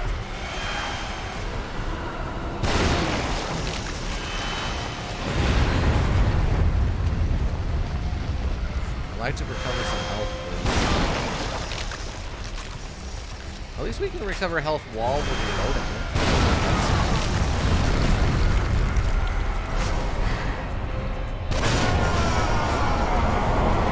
We're lacking in bears. Paddington decided to ditch us because of it. I mean, isn't Winnie the Pooh from over there? He's a bear. And he's just as real as Paddington. But that gun was already on our hip. Oh, see, it does have the little thing on the bottom for a lanyard. It does have a lanyard hook on the bottom.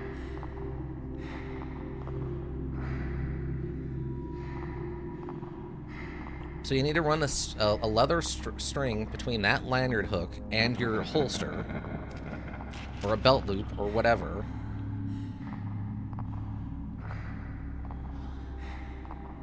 Wait, what do you mean we all go to the toilet? What? But have you?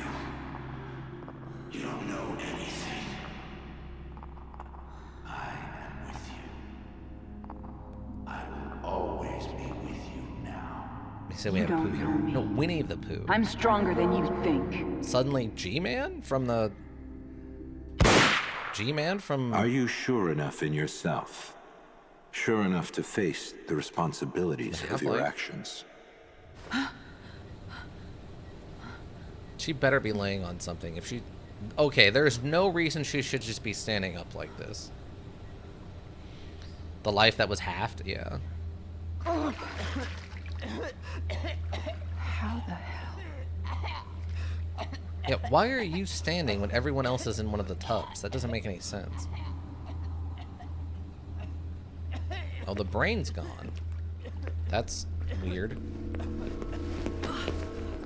Agent Kidman, we've got him from here. How long has it been? 37 minutes since the first pulse. That's impossible. How did we get here? What are you talking about? Just give me a minute. I need to get my head straight. Myra, we need you back here. Wait, that's Myra? All right. But we've got word he wants a debriefing as soon as you get back. Wait, that's Sebastian's wife? Myra. She joined the secret society that killed her daughter? There's no way that's correct. Maybe she hasn't left the simulation. That's totally possible. That's why I hate a dream within a dream nonsense.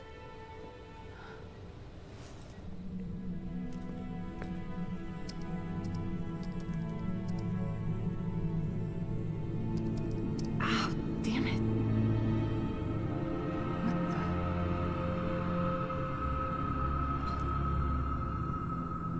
But if we left reality to a dream? Well, I mean, there are people who theorize that You're all of right. existence is actually a simulation I being run failed. by aliens. So.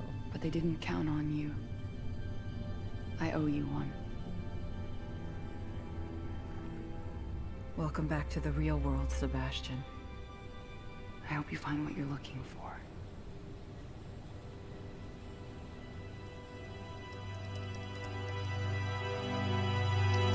Leave that one.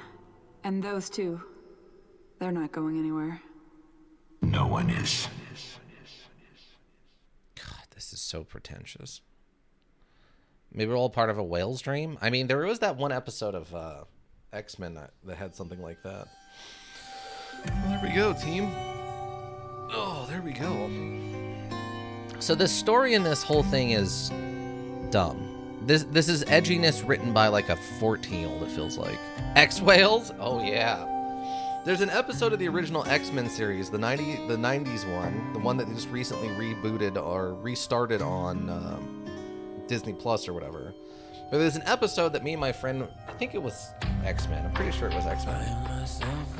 Well, there's an episode where they're talking and stuff is going on, and then suddenly it just cuts to space, and you see a whale flying through space that like teleports in, flies a little ways, and then teleports away, and then it just cuts back to them talking and going, and doesn't acknowledge the whale at all. And me and my friend lost our mind laughing because it was so funny and random. That it's just like X-Men Adventures, whale in space, X-Men Adventures. We laughed so hard for so long about how crazy that was. It turns out later in that episode, apparently something happens and like the whale is relevant, but it's just out of hat, out of completely nowhere, this random space whale at the beginning of this episode once you're like 5 minutes in, and it was just so funny to us. But yeah, so second take on this now that we've finished up the DLC. Visuals, great. The moment-to-moment playing of it, like when you're fighting just the basic zombies, is good. I thought it was fine. I had, for the most part, that was fine. The boss fights are bad. They are a detriment to the whole experience. They're just not well done, unfortunately. The story is very much written by, to me, it feels like an edgy 16-year-old who's like, what if we're all in a dream, man, but then there's like a serial killer who likes to torture his victims while they're alive. Like, no, you need, it just feels like an edgy 16-year-old story that like someone gave to a writing team and like, yeah, punch this up and try to make it a little bit better. And they're like, okay, how long do we have? You have 20 minutes. And then they spent 20 minutes making this like semi-legible. And that's about what I feel like from the story. Maybe it should have ended with the fake ending. Oh, where it's like, thanks for playing and stuff like that. I mean, that would have been kind of funny, but I think the people who love this module would have absolutely, I think you would have then basically upset everyone.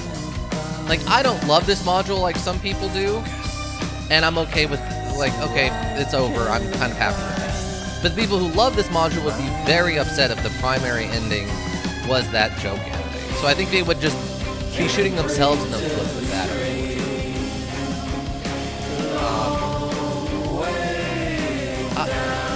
I'm very curious to see, how do I explain this? I'm a person who likes reading through bad movies, like their Wikipedia entry, to see what they did, if there was anything interesting in there.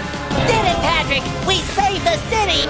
We did, SpongeBob, twice now. I know at some point I'll play The Evil Within 2. I have it purchased already. I think it's already installed on this PC. We can play it at some point, but have you checked out the Executioner's DLC? No.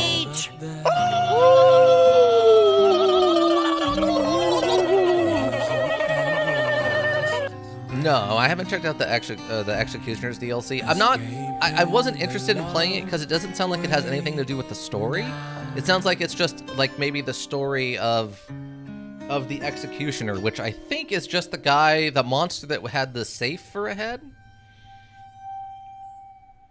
It's a minor module play, but it has its own story. Right, that's kind of what I thought. So, yeah, that's him. Okay. Yeah, I'm not really that worried about that. If I love this universe, like if this was Parasite Eve, then yeah, I would probably play through that DLC. But I don't love this that much, so I'm not that worried about like a side story or whatever. But as I was talking about with the sequel, we'll play the sequel on here at some point. Don't get me wrong. That's definitely going to happen. It's just, I hope, like this is on the cusp of being really good. And I think if they can tighten up the story and they can fix the boss fights, this becomes a great series.